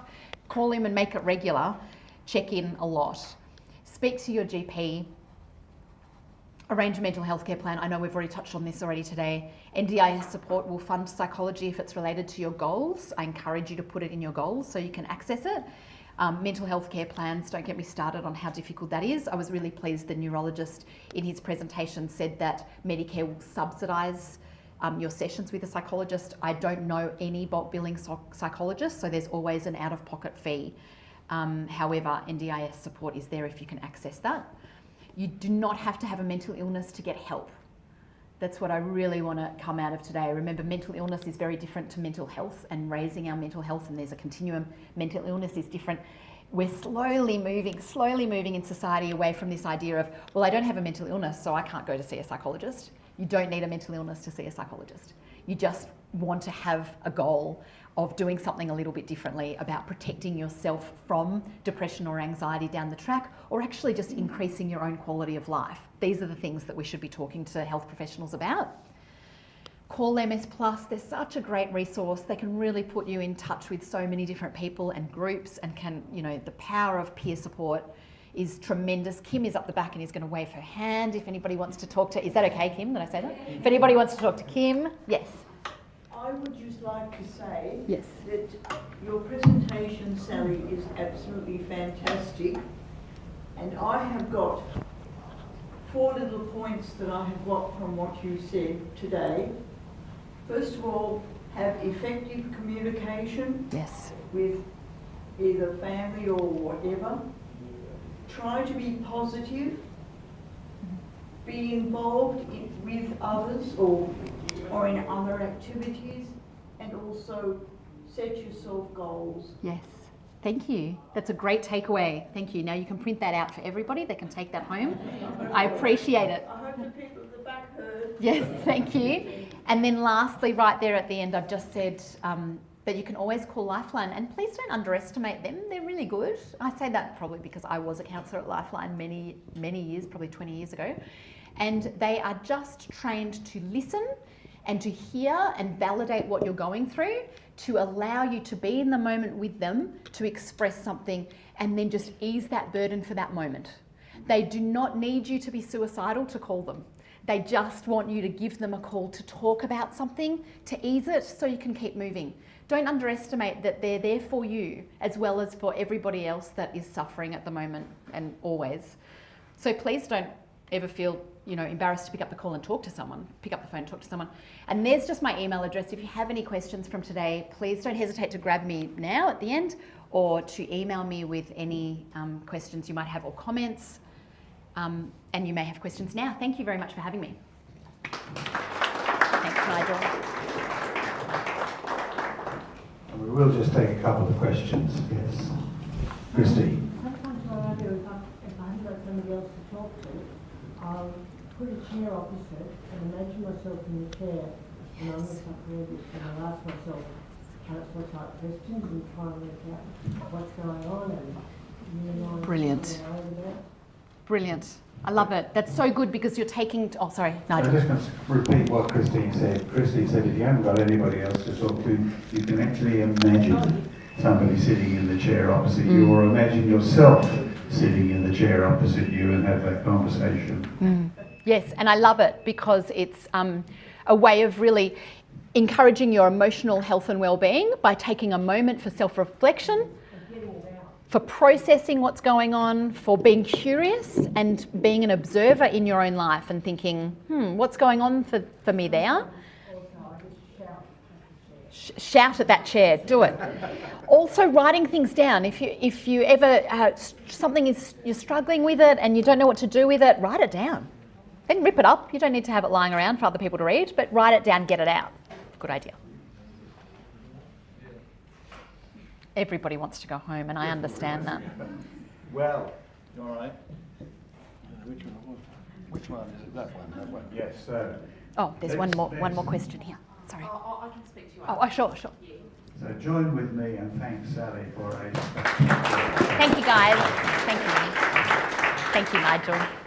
Very much. Look, we've been incredibly lucky today. We've had 3 excellent speakers. But I also hope that you've all got something out of just being here together today. Thank you very much for attending.